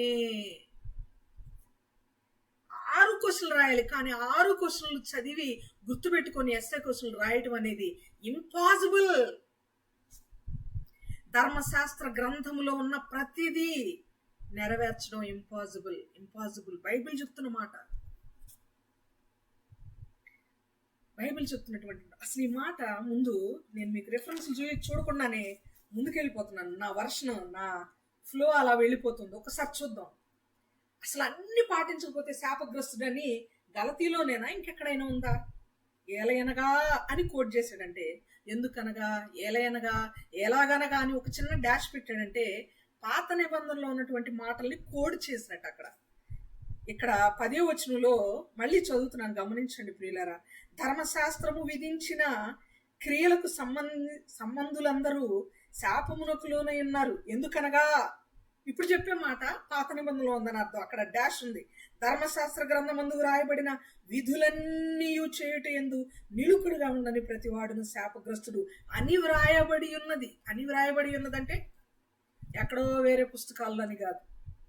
ఈ మధ్య వాట్సాప్ మెసేజెస్లో కూడా అన్ని కదిలించి ముందు వాళ్ళని టచ్ చేసి, వేరే పుస్తకాలు వేరే గ్రంథాల వాళ్ళని మనం టచ్ చేసి ఒక మాట వాళ్ళని 4 మాటలు వాళ్ళ చేత అనిపించుకోవటం, ఆ వీడియోలు వైరల్ అవ్వటం, ఫేమస్ అవ్వడం, అల్టిమేట్ దేవుని నామాన్ని అవమానించడం. ఒకటి మనం అనడం, 4 మనం అనిపించుకోవడం. అవసరమేనా ఇది? ఏ సీజన్లో మనం ఉన్నాం, ఎంత హరిలో మనం ఉన్నాం. పరలోక రాజ్యం ఎంత సమీపంగా ఉంది, ఎంత దగ్గరగా ఉంది. ఇదిగో న్యాయాధిపతి వాకిట నిలిచి ఉన్నాడు. బ్రిడ్జ్ ఉంది, కన్స్ట్రక్షన్ జరుగుతుంది. తెలియక ఒక ట్రైన్ వస్తుంది అనుకుందాం. కన్స్ట్రక్షన్ అనకూడదు. కన్స్ట్రక్షన్ జరుగుతుంటే రైల్వే ట్రాక్ వాళ్ళకి న్యూస్ వెళ్ళింది కదా, అటు రైలు రాకూడదని. కన్స్ట్రక్షన్ అన్నది కూలిపోయింది హఠాత్తుగా. ఆ కూలిపోయిన బ్రిడ్జ్ మీదకు దూరం నుండి ఒక ట్రైన్ వస్తుంది. ఆ బ్రిడ్జ్ కూలిపోయిందని నీకు తెలుసు, మీకు తెలుసు, నాకు తెలుసు. బ్రిడ్జ్ దగ్గర ఉన్నాం మనం. ప్రమాదం అక్కడ ఉన్నాం, కళ్ళతో చూస్తున్నాం ప్రమాదాన్ని. అరుణ సిస్టర్, నేను కాదు కానీ ట్రైన్ వస్తుంది కదా, మీ దగ్గర ఎర్ర చున్నీ కానీ, ఎర్ర పైట కొంగు కానీ, ఎర్ర జెండా కానీ ఏదన్నా ఉంటే కొంచెం మీరు చెప్పరా, కొంచెం మీరు జెండా ఊపండి అని నేను అన్నాను అనుకోండి. అరుణ సిస్టర్ రెడ్ కలర్ ఏమీ లేదు సిస్టర్ నా దగ్గర, మిర్చి రెడ్ కలర్ లేదు సిస్టర్ నా దగ్గర, చెర్రీ రెడ్ ఉంది. ఆ కలర్ అంత సూట్ అవుదేమో, మీ దగ్గర ఉన్నాయి ఒకసారి చెక్ చేయండి. మీ దగ్గర మీ కబోర్డ్లో ఏమైనా ఉన్నాయో అని చూసి మీ దగ్గర ఉన్న రెడ్ అది కొంచెం మీరు ఓపెన్ సిస్టర్ అని అన్నది అనుకోండి. నా దగ్గర మిర్చి రెడ్ చిల్లీ రెడ్ లేదు కానీ బ్లడ్ రెడ్ ఉంది నా దగ్గర, అది మరి సూట్ అయిదో అవదో, ఆ జెండా ఊపితే మరి ట్రైన్ ఆగదో ఒకసారి దెబోరమ్మకు ఫోన్ చేసి కనుక్కుందామా, అమ్మ దగ్గర ఏమన్నా రెడ్ కలర్ ఉన్నాయేమో అని మేమిద్దరం డిస్కస్ చేసుకున్నాం అనుకోండి. ట్రైన్ అక్కడే ఆగుంటుందా, వస్తూ ఉంటుందా ఈ లోపు? ఏమని, ఇక్కడ ప్రమాదం జరుగుతుంది ఆగండి, ఇక్కడ బ్రిడ్జ్ కూలిపోయిందని చెప్పి చెప్పాలి, తెలియజేయాలి ట్రైన్లో ఉన్న డ్రైవర్కో, రైల్వే డిపార్ట్మెంట్కో. లేకపోతే ఒక సిగ్నల్ ద్వారా, అంత టైం లేనప్పుడు సిగ్నల్ ద్వారా, సైన్ ద్వారా, ఒక జెండాని ఊపడం, ఏదో ఒకటి గుర్తు ద్వారా చేయాలి. నేను కాదులే మీరు సిస్టర్, అరుణ సిస్టర్, నేను కాదులేండి మీరు అని అరుణ సిస్టర్ లేకపోతే మన ఇద్దరం కాదులే, మనకంటే అమ్మ సీనియర్ పెద్దవాళ్ళు కదా, అమ్మకు చెప్దాంలే అని దెబోరమ్మ మేము అనుకుంటా ఉన్నాం అనుకోండి, బాగుంటుందా? వినడానికి ఎలా ఉంది? ఎలా ఉంది ఇది? మనం ఏ సీజన్ లో ఉన్నాం? వీఆర్ అబౌట్ దేవుని, కరెక్ట్, దేవునిని మీట్ అవ్వడానికి రెడీ అవుతున్నటువంటి స్థితి మంది. రెడీగా ఉన్నాం. నరకం అనే ప్రమాదాన్ని ప్రత్యక్షంగా బైబిల్లో చూసాం మనం. నరకం అంటే ఏంటో మనకు తెలుసు. దూరంలో ఎక్కడో ట్రైన్లో ప్రయాణంలో, ఈ లోక ప్రయాణంలో దేవుడు అంటే తెలియక నరకం యొక్క స్థితిగతులు తెలియని వారికి ఎంత క్విక్గా మనం చెప్పాలి? వాటి మీద దృష్టి పెట్టాలి మనం. తాళిబొట్లు వేసుకోవాలా వద్దా, పూలు పెట్టుకోవాలా వద్దా, ఆ పాస్టర్ గారు అలా చెప్పారు, ఈ పాస్టర్ గారు ఎలా చెప్పారు, ఇది అది అని కాంట్రవర్సల్ వాళ్ళ గ్రంథాలని టచ్ చేయడం, వాటిల్లో నుండి కాంట్రవర్సల్ తీసుకురావడం, ఇవి కాదు కదా. మనం చేయాల్సిన జాబ్ ఎంత ఉంది ఇక్కడ, మనం చెప్పాల్సిన సువార్త ఎంత ఉంది, అది కదా ఇంపార్టెంట్. అది కదా ఇంపార్టెంట్. ఇవన్నీ ఆలోచించకుండా అది కరెక్టా ఇది కదా కరెక్ట్ అనేటువంటి విమర్శల్లోకి వెళ్ళిపోతూ ఉంటాం. కానీ ఇక్కడ ఈయనేం చెప్తున్నాడంటే విమర్శకి వెళ్లే ముందు ఈయనేం చెప్తున్నాడంటే, అన్నిటినీ ఫాలో అవ్వాలంటే అసంభవం. దేర్ ఈజ్ నో చాయిస్ లేదు ఈ క్వశ్చన్ పేపర్లో. అన్నీ రాయాల్సిందే. కానీ అన్నీ రాయగలడా స్టూడెంట్? రాయలేడని బైబిలే చెప్తుంది. 10th వచనాన్ని 10th క్లాస్ అనుకుంటే, 11th వర్స్ని ఇంటర్మీడియట్ అనుకుంటే, ఇంటర్మీడియట్లోకి మనం వెళ్ళాలంటే 10th పాస్ అవ్వాలి. 10th పాస్ అయ్యాం. ఇప్పుడు మనం 10వ వచనం అర్థమైందా మనకి? అర్థమైతే 11వ వచనం అర్థమవుతుంది. ధర్మశాస్త్రము చేత ఎవడునూ దేవుని ఎదుట నీతిమంతుడను తీర్చబడను సంగతి స్పష్టమే. ఎలయనగా మరలా డాష్. ఎందుకంటే ధర్మశాస్త్రంలో మరొక మాట ఉంది, పాత నిబంధనలో మరొక మాట ఉంది. ఏమనంటే, నీతిమంతుడు విశ్వాస మూలముగా జీవించును. దేని మూలంగా జీవిస్తున్నాడు నీతిమంతుడు? క్రియల మూలంగానా నీతిమంతుడు జీవిస్తున్నాడు? ఆరాధన చేస్తుంటే జీవిస్తున్నావు అనుకుంటున్నావా? నేనేదో వాక్యం రోజు చెప్తున్నాను కదని నేను జీవిస్తున్నాను అనుకుంటున్నానా? నేను కానుకలు ఎక్కువ ఇస్తున్నాం కదని మనం బ్రతుకుతామా? చర్చిలో బాగా సేవ జరిగిస్తున్నాం, మంచి మంచి చర్చిలు కట్టిస్తున్నాం అని జీవిస్తున్నామా మనం? నో. అల్టిమేట్ దేవుడు చెప్పే మాట, మన క్రియలు మురికి గుడ్డలు లాంటివి. మన క్రియలు వర్కౌట్ అవ్వవండి. మన క్రియల చేత మనం పరలోకాన్ని సంపాదించుకోలేం. అందుకే దేవుడు చాయిస్ ఇస్తున్నాడు, చాయిస్ తెలియజేస్తున్నాడు. ఏంటంటే, నీతిమంతుడు విశ్వాస మూలముగా బ్రతుకును. క్రియలన్నీ, ఆజ్ఞలన్నీ పాటిస్తే ఆజ్ఞల మూలముగా జీవించును అనే మాట ఉంది. మరొక మాట చదువుతాం.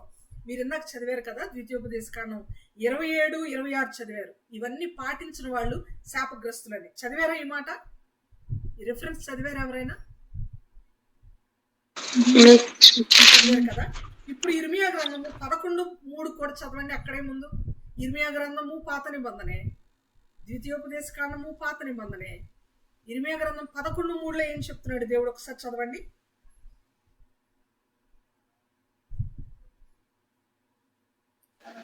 ఇశ్రాయేలు దేవుడైన యెహోవా సెలవిచ్చినదేమనగా, ఈ నిబంధన వాక్యములను విననొల్లని వాడు శాపగ్రస్తుడు. విననొల్లని వాడు శాపగ్రస్తుడు. నిబంధన వాక్యములు ద్వితీయోపదేశకాండం 27, 26లో అన్ని అన్నాడు. యాకోబు పత్రికలు ఏమంటున్నాడు చూద్దాం. యాకోబు పత్రిక 2 అధ్యాయం 10 వచనం ప్లీజ్. యాకోబు పత్రిక. ఎప్పుడు జనాలు అనుకుంటుంటారు కదా బ్లైండ్గా, యాకోబు గారికి పౌలు గారికి పడదు, ఆయన ఒకటంటే ఈయన ఇంకొకటి అంటాడు అనుకుంటాం. ఇద్దరి ఇంటెన్షన్ ఒకటే, ఇద్దరు రాసింది ఒకటే, ఇద్దరు చెప్పింది సత్యమే. చూద్దాం 2వ అధ్యాయం 10 వచనం. 2వ అధ్యాయము 10 వచనం ప్లీజ్. ఎవడైనను ధర్మశాస్త్రం అంతయు గైకొనియు ఒక ఆజ్ఞ విషయంలో తప్పిపోయిన ఎడల ఆజ్ఞలన్నిటి విషయంలో అపరాధి అగును. చాలు, 99 మార్కులు వచ్చినా ఒక్క మార్కు రాకపోయినా కూడా అపరాధి. ఆజ్ఞలు అతిక్రమిస్తే పాపము అని చెప్పలేదు బైబిల్లో. ఆజ్ఞాతిక్రమమే పాపం. ఒక్క ఆజ్ఞను అతిక్రమించినా పాపులమే మనం. అదే చెప్తున్నాడు యాకోబు గారు కూడా. ఎవడైనను ధర్మశాస్త్రం అంతా గైకొని ఒక్క ఆజ్ఞ పాటించకపోయినా అది ఆజ్ఞాతిక్రమమే. ఆజ్ఞాతిక్రమమే. పౌలు గారు చెప్తున్నది కూడా ఏంటి? యాకోబు గారు చెప్పింది పౌలు గారు చెప్పారు. ఏమని చెప్పారు? చేయుట యందు వ్రాయబడిన విధులన్నీ చేయుట యందు నిలకడగా ఉండని ప్రతివాడు శాపగ్రస్తుడు. అన్ని పాటించాలి. పౌలు చెప్పిన మాట అన్ని పాటించాలి. యాకోబు చెప్పిన మాట వాళ్ళిద్దరికి పడదని ఎందుకు క్రిస్టియన్ సమాజంలో రూమర్స్ ఎవరికి సపోర్ట్ కాదు, అలాని ఎవరికి యాంటీ కూడా కాదు. బైబిల్ రాసినటువంటి పత్రికలు రాసిన వాళ్ళైనా బైబిల్ రాసినటువంటి 66 పుస్తకాలు రాసినటువంటి 43 మంది కంటే ఎక్కువ భక్తులు ఎవరైతే ఉన్నారో రాసినటువంటి వారెవ్వరు కూడా ఒకళ్ళకొకళ్ళు విరోధులు కాదు, ఒకళ్ళకొకళ్ళు స్నేహితులు కాదు, ఏమీ ఒక నెగిటివ్ ఫీలింగ్ కలిగిన వాళ్ళైతే కాదు. కానీ అందరి ఆలోచన ఒకటే. కారణం ఏంటంటే అందరి చేత రాయించిన పరిశుద్ధాత్ముడు ఒక్కడు కనుక. ఎప్పుడు కూడా రూమర్స్ ని మనం నమ్మకూడదు. బైబిల్ పరంగా రూమర్స్ ని మనం నమ్మకూడదు. సత్యం నమ్మాలి. లేఖనం ఏమి చెప్పుచున్నదో అది మనం నమ్మాలి. ఒక్క ఆజ్ఞను కూడా పాటించకపోయినా శాపగ్రస్తుడు అని చెప్తున్నాడు. కానీ నువ్వు పాటిస్తే అన్ని పాటించాలి, పాస్ అవుతావు. లేదా నువ్వు అన్ని పాటించలేవు కాబట్టి, ఆ శక్తి నీకు లేదు కాబట్టి నీకు ఒక ఆప్షన్ ఇస్తున్నాను అంటున్నాడు దేవుడు.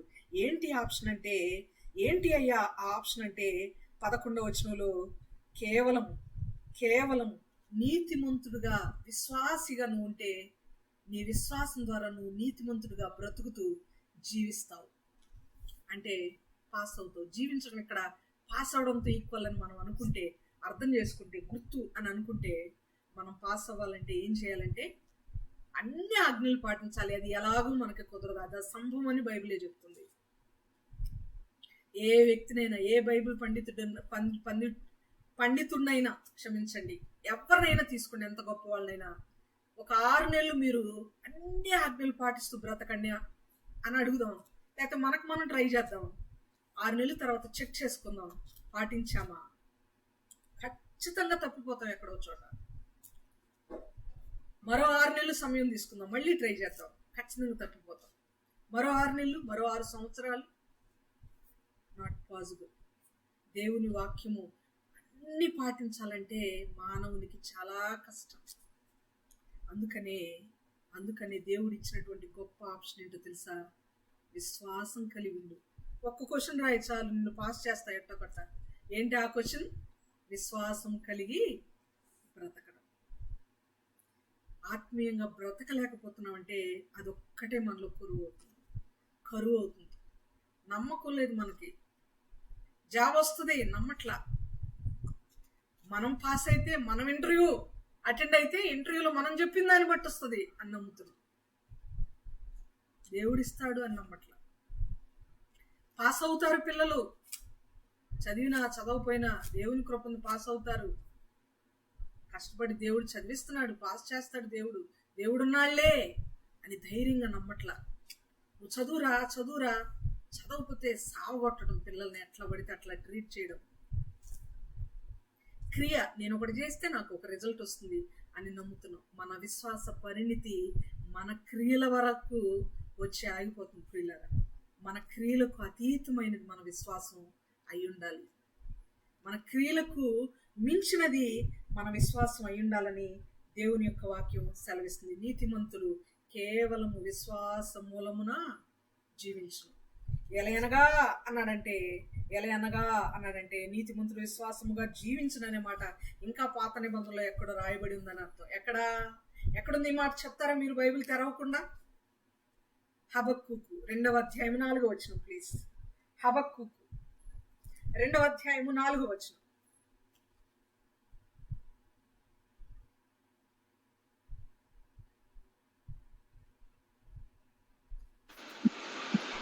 వారు యథార్థపరులు కాక తమలో తాము అతిశయపడుదురు, అయితే నీతిమంతుడు విశ్వాసము మూలంగా బ్రతుకును.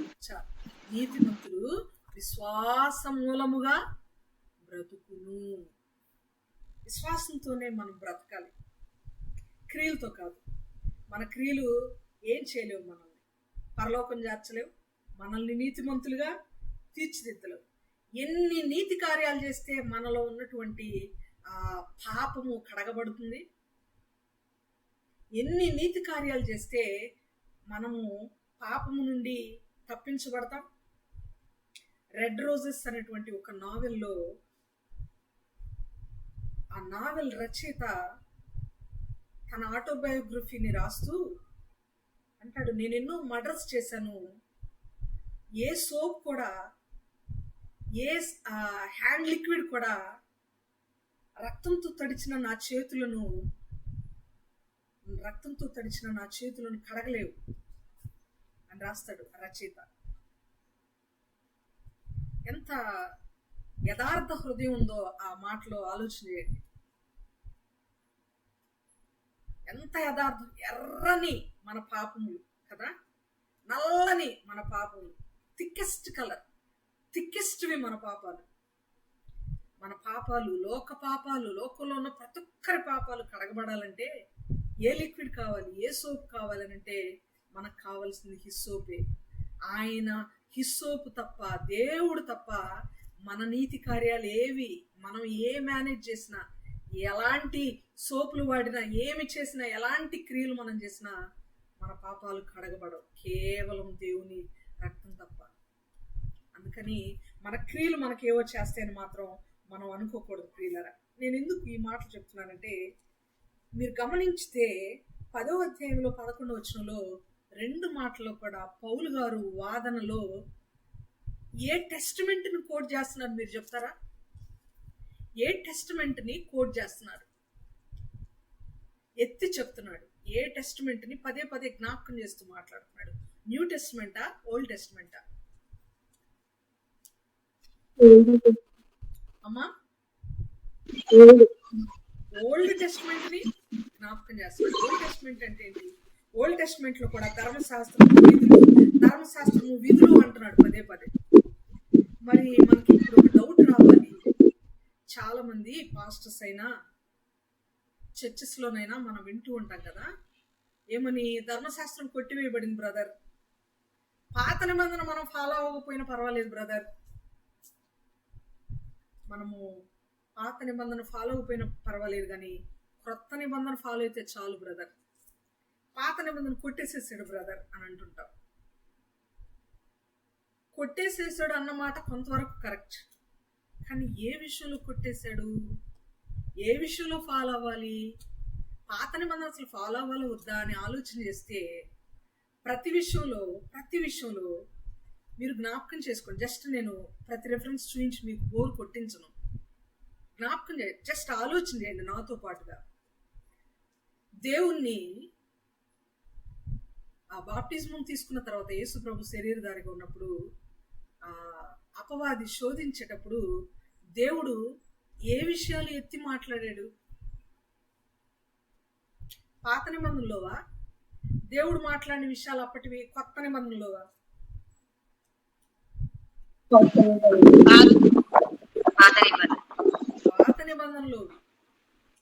పాత నిబంధనలోవి. నేను ఎన్నోసార్లు చెప్పాను ఈ మాట. మరి ముఖ్యంగా ద్వితీయోపదేశ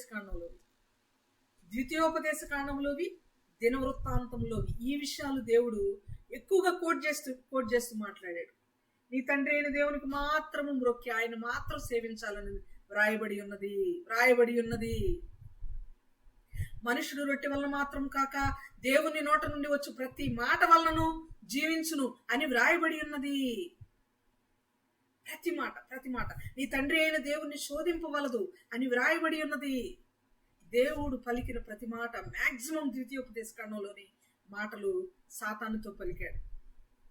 దేవుని మాటలు అన్నిట్లో కూడా మరి ముఖ్యంగా మనం చూస్తాం కదా, రూపాంతరం కాదు, క్షమించండి, పరిశుద్ధాత్మ కుమ్మరింపు జరిగినప్పుడు ఒక ప్రవచన నెరవేర్పు కదా, యోవేలు గ్రంథంలో 2:29 రాయబడినటువంటి వాగ్దానం యొక్క నెరవేర్పు.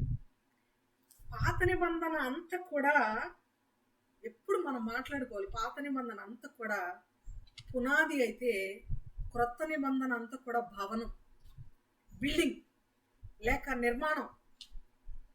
పాత నిబంధన అనే పునాది లేకపోతే భవనమే లేదు. మరి కొట్టేయబడిందంటే పునాది కొట్టివేయబడిందా? నో. ఈ విషయం మనకు ఖచ్చితంగా తెలియాలి. ఒక అవగాహన ఖచ్చితంగా ఉండాలి. అది ఉండాలంటే ఒకే 2 వచనాలు నేను మీకు చదివి వినిపించి నేను ముగిస్తాను. హెబ్రీ పత్రిక 10వ అధ్యాయం 9వ వచనం స్పష్టంగా చదువుదాం. ముందు హెబ్రీ పత్రిక 10వ అధ్యాయము 9వ వచనం.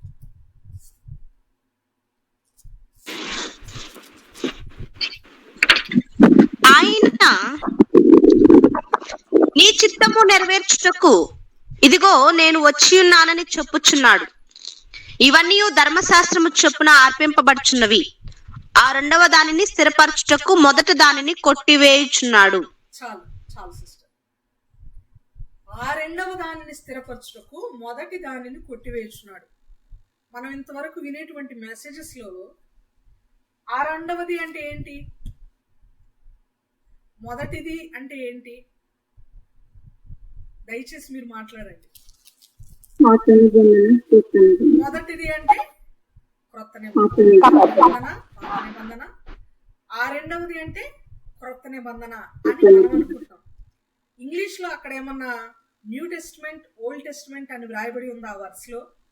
లేకపోతే ఫస్ట్ థింగ్, సెకండ్ థింగ్, లేకపోతే ఫస్ట్ సెకండ్ అని వ్రాయబడి ఉందా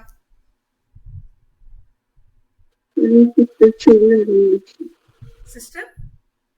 చూడలేదు. ఒకసారి చూస్తారా మీ బైబిల్ యాప్ లో గానీ ఇంగ్లీష్ బైబిల్లో గానీ ఫస్ట్ సెకండ్ అనుందా? లేకపోతే న్యూ టెస్ట్మెంట్, ఓల్డ్ టెస్ట్మెంట్ అనుందా?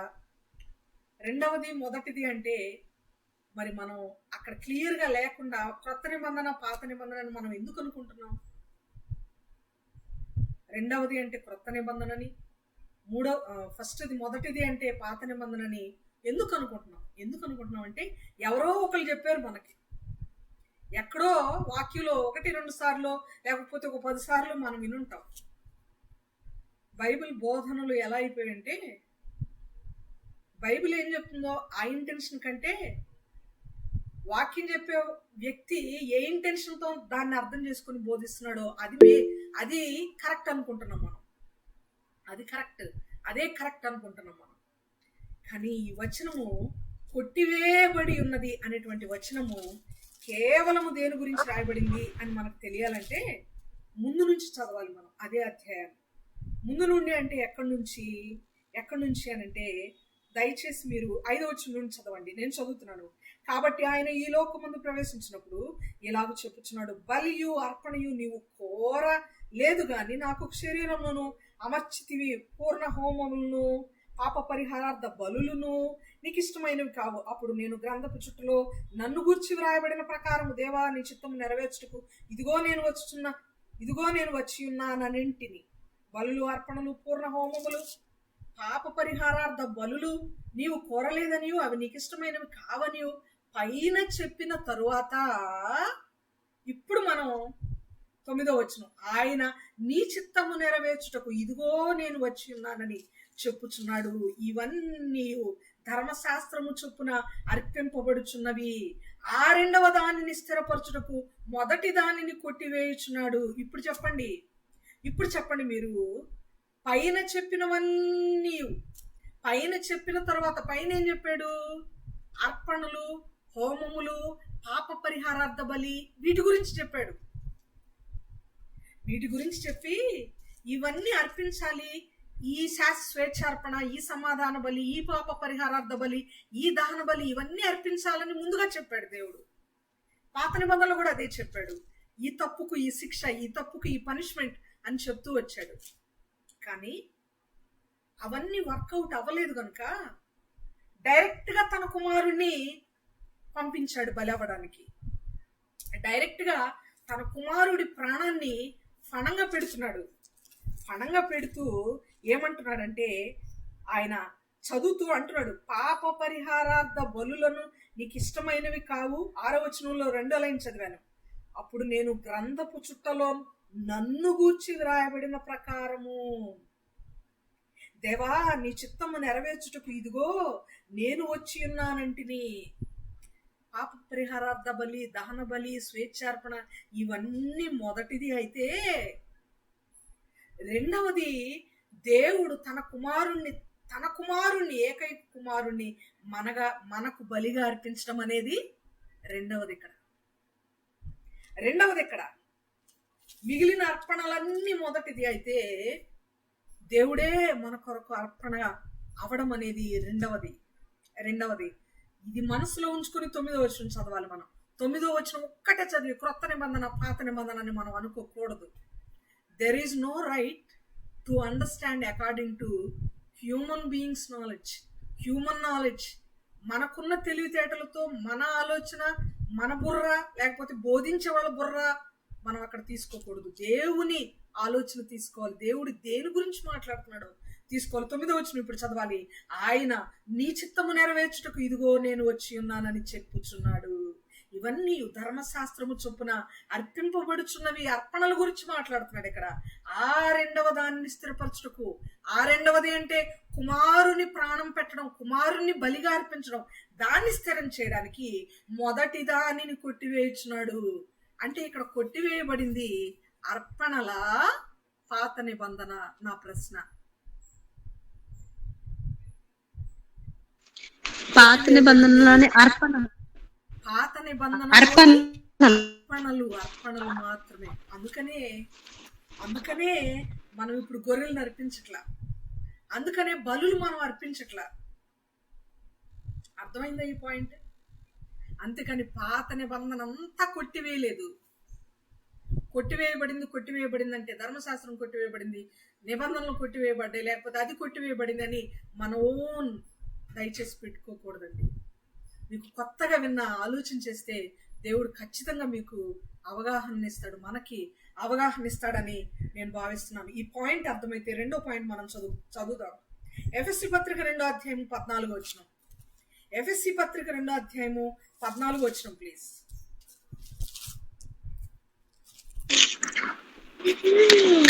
క్రీస్తు ఆయన మన సమాధానమయ్యుండి మీకును మాకును ఉండిన ద్వేషమును అనగా విధిరూపకమైన ఆజ్ఞలు గల ధర్మశాస్త్రమును తన శరీరమందు కొట్టివేయుట చేత మధ్య గోడను పడగొట్టి మన ఉభయులను ఏకము చేసెను. చాలు సిస్టర్, ఇక్కడ ఎఫెసీ పత్రిక చాలా జాగ్రత్తగా ఆలకిద్దాం. 2వ అధ్యాయంలో 14వ వచనమే కదా సిస్టర్ నేను అన్నాను? 2:14 అన్నానా? ఆయన మన సమాధానమయ్యుండి మీకును మాకును. ఈ వచనంలో ఎవరో 2 జనాంగాలు ఉన్నారని అర్థం. మీకును మాకును ఉండిన ద్వేషమును అనగా విధి రూపకమైన ఆజ్ఞలు గల ధర్మశాస్త్రమును తన శరీరమందు కొట్టివేయుట చేత మధ్య గోడను పడగొట్టి మన ఉభయులను ఏకము చేసెను. దేన్ని కొట్టేశాడు? మరలా చదువుతున్నాను. అనగా విధిరూపకమైన ఆజ్ఞలు గల ధర్మశాస్త్రమును తన శరీరమందు కొట్టివేయుట చేత. కొట్టివేసింది విధిరూపకమైన ఆజ్ఞలు గల ధర్మశాస్త్రం. ఆజ్ఞలు గల ధర్మశాస్త్రం అంటే పాత నిబంధన మొత్తమా? ఆజ్ఞలు గల ధర్మశాస్త్రం అంటే పాత నిబంధన మొత్తమా? ఆజ్ఞలు ఒక ఎగ్జాంపుల్, మన బ్రెయిన్ కి ఎక్కువ కష్టం ఇవ్వకుండా ఉండు నిమిత్తం. ఒక యజమాని ఒక విందు భోజనం సిద్ధం చేయించాడు. ఆయన ఒక రూల్ పెట్టాడు. ఆ విందుకు వచ్చే వాళ్ళందరికీ ఒక కోడ్ ఇచ్చాడు. మీరు నేను ఏర్పాటు చేసిన విందు భోజనం తినాలి, నాతో కలిసి భోజనం చేయాలంటే వచ్చిన తర్వాత అక్కడ వడ్డించే వాళ్ళకు మీకు నేను చెప్పిన కోడ్ చెప్పాలి. ఆ కోడ్ చెప్తే మీకు ఎంట్రీ ఉంటుంది, నాతో పాటు కలిసి భోజనం చేయడానికి, నాతో పాటు కలిసి భోజనం చేయడానికి ఎంట్రీ ఉంటుంది అని చెప్పాడు. సరే అన్నారు ఆహ్వానించబడిన వాళ్ళందరూ. కోడ్ ఇచ్చిన తర్వాత, కోడ్ మీరు అక్కడ చెప్పిన తర్వాత వాళ్ళు మీకు ఒక డ్రెస్ ఇస్తారు. ఆ డ్రెస్ మీరు వేసుకోవాలి. 2వ రూల్ అది, నాతో కలిసి భోజనం చేయాలంటే. ఆ డ్రెస్ వేసుకున్న తర్వాత నెక్స్ట్ 3rd స్టెప్గా మీకు ఒక బంగారు ప్లేట్ ఇస్తారు. థర్డ్ స్టెప్, బంగారు ప్లేట్ ఇచ్చిన తర్వాత ఒక వెండి గంగాళంలో నీళ్లు ఉంటాయి. అక్కడ ఆ వెండి గంగాళంలో ఇత్తడి చెమ్ము ఉంటుంది. ఆ వాటర్తో మీ చేతులు కడుక్కొని ఆ స్ప్రే చేసేటువంటి హ్యాండ్ క్లీనింగ్ స్ప్రే లాంటిది ఉంటుంది కదా, క్లీనింగ్ స్ప్రే లాంటిది కొంత పెద్ద పెద్ద హోటల్స్లో చూస్తుంటాం, కొన్ని రెస్టారెంట్స్లో, ఈ మధ్య షాపింగ్ మాల్స్లో కూడా ఉన్నాయి డ్రై స్ప్రేస్ లాంటివి. ఏమంటారు కరెక్ట్ పదం నాకు తెలియదు అది. అలాంటిది మీరు అక్కడికి వచ్చి క్లీన్ చేసుకోవాలి. ఈ 4 స్టెప్పులు ఫాలో అయిన తర్వాత మీరు నాతో కలిసి భోజనం చేయొచ్చు అని 4 రూల్స్ పెట్టాడు ఆ యజమాని. మిగిలిన వాళ్ళందరూ 4 రూల్స్ ఫాలో అయ్యి భోజనానికి అటెండ్ అయ్యి తింటూ ఉన్నారు. హఠాత్తుగా యజమానుడు లేచి బయటికెళ్ళి ఈ 4 స్టెప్పులు ఫాలో అవ్వని ఒక వ్యక్తిని తనతో పాటు తీసుకొని వచ్చి ఆ భోజనం వడ్డిస్తున్న వాళ్ళకి చెప్పాడు. ఏ వ్యక్తినైతే ఈ యజమాని వెళ్ళి తీసుకొచ్చాడో అతను భుజం మీద చేసి ఇతన్ని కూర్చోబెడుతున్నాను, నా పక్కన కూర్చుంటాడు ఇతను ఏ రూల్ ఫాలో అవ్వక్కర్లేదు, ఇతను భోజనం వడ్డించండి అని అన్నప్పుడు వడ్డించే వాళ్ళు లేదండి, లేదు అయ్యగారు, లేదు, మీరేంటి అలా అంటారు, వీళ్ళందరూ 4 రూల్స్ ఫాలో అయ్యి వచ్చి భోజనం చేస్తుంటే అతను మీరు హఠాత్తుగా తీసుకొచ్చి వడ్డించమంటే మేము వడ్డిస్తామా? కుదరదు, ఈ 4 స్టెప్పులు ఆయన దాటి రావాల్సిందే అని అంటారా? అనగలరా?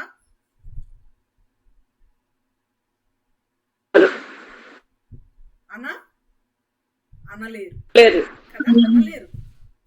అక్కర్లేదు. ఎందుకు అక్కర్లేదు?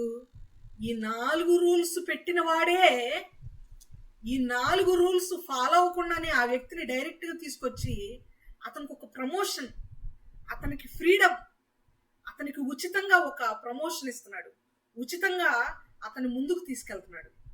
అతనికి పెట్టండి అని అతనే చెప్పినప్పుడు ఈ 4 రూల్స్ ఆయన ఫాలో అక్కర్లేదు. ఈ పాయింట్ మీకు అర్థమైతే, మనకు అర్థమైతే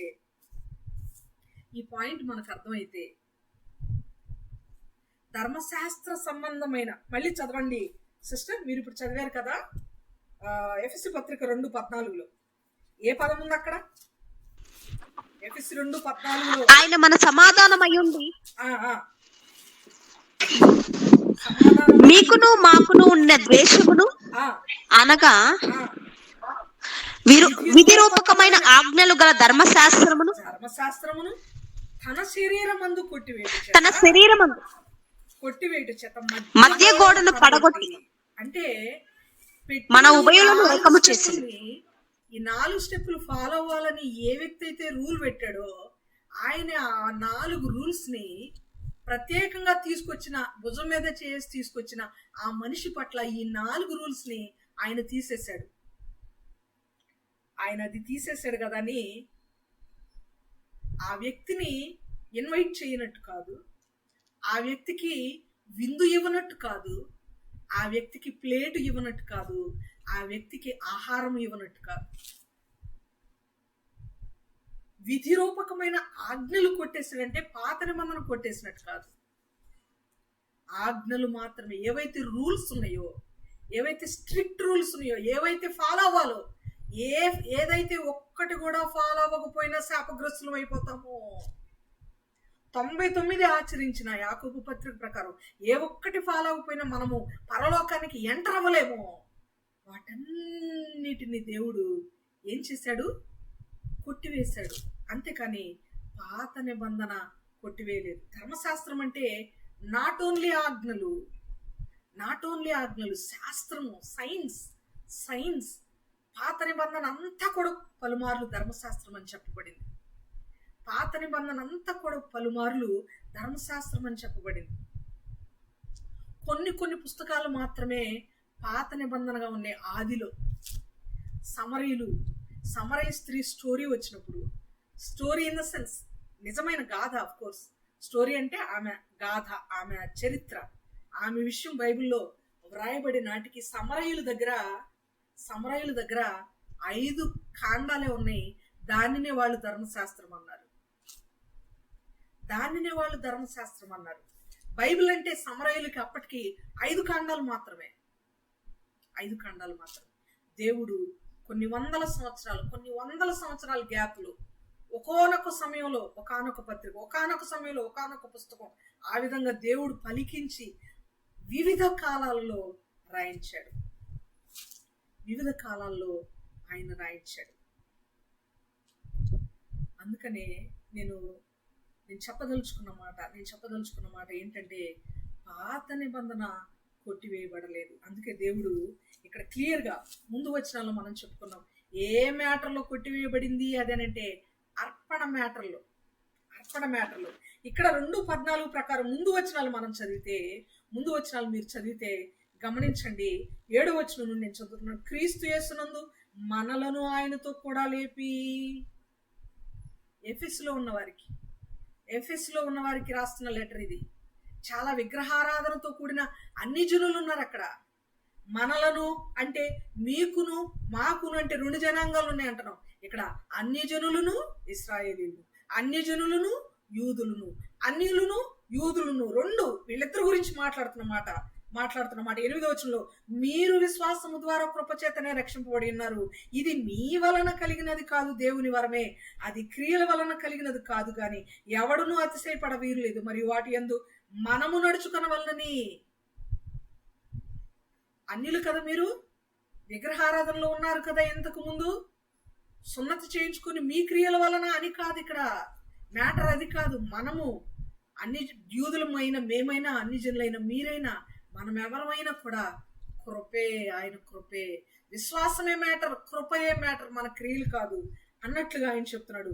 మనము నడుచుకున్న వల్లని దేవుడు ముందుగా స్థిరపరిచిన సత్క్రియలు చేయుటకై మనలను క్రీస్తు యేసునందు సృష్టింపబడిన వారమై ఆయన చేసిన పని అయి ఉన్నాము.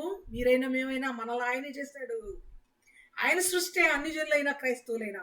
కాబట్టి మునుపు శరీర విషయంలో అన్ని జనులయ్యుండి, నోట్ దిస్ పాయింట్, అన్ని జనులయ్యుండి శరీరమందు చేతితో చేయబడిన సున్నతి గలవారు అనబడిన వారి చేత సున్నతి లేని వారు అనబడిన మీరు ఆ కాలమందు ఇశ్రాయేలీయులతో కూడా సహపౌరులు కాక పరదేశులను, వాగ్దాన నిబంధన లేని పరజనులను, నిరీక్షణ లేని వారును, లోకమందు దేవుడు లేని వారునయుండి క్రీస్తుకు దూరస్తులయుండిరని మీరు జ్ఞాపకము చేసుకొనుడి.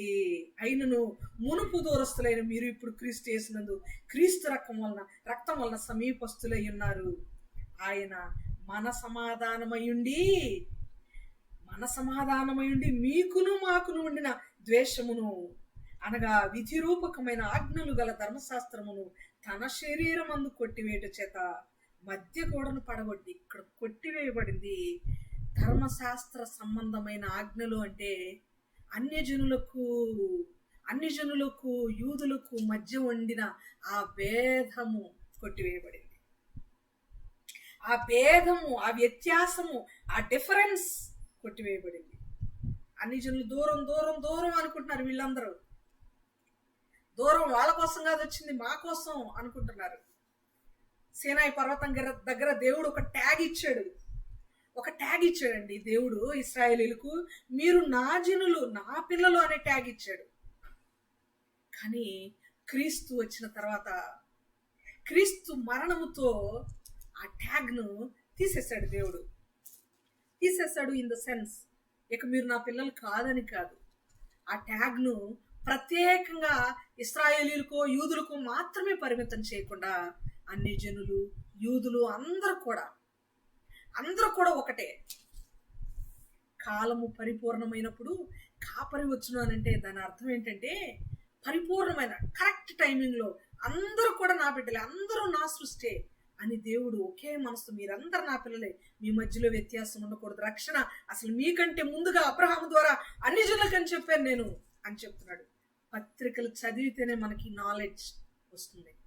పత్రికలు చదివితేనే ఈ లోతైన భావన, దేవుని మనసు మనకు అర్థమవుతుంది.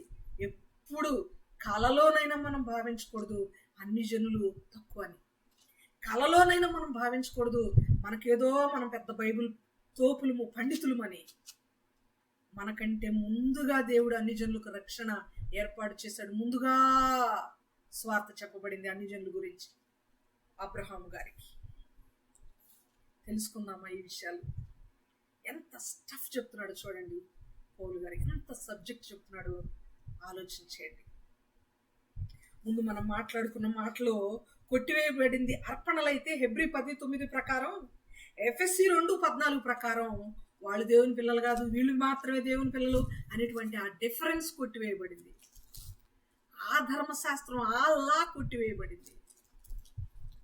ఇది పాటించు అది పాటించు, వాళ్ళు చేతులు కడుక్కోరు, వాళ్ళు ప్లేట్ పైన గడగరు, 10వ వంతు వాళ్ళు అర్పించరు. ఇవన్నీ ఈ తేడాతో యూదులు చూస్తూ ఉండేవాళ్ళు. ప్రతిసారి క్వశ్చనే. ఆ డిఫరెన్స్ అంతటిని కొట్టాడు.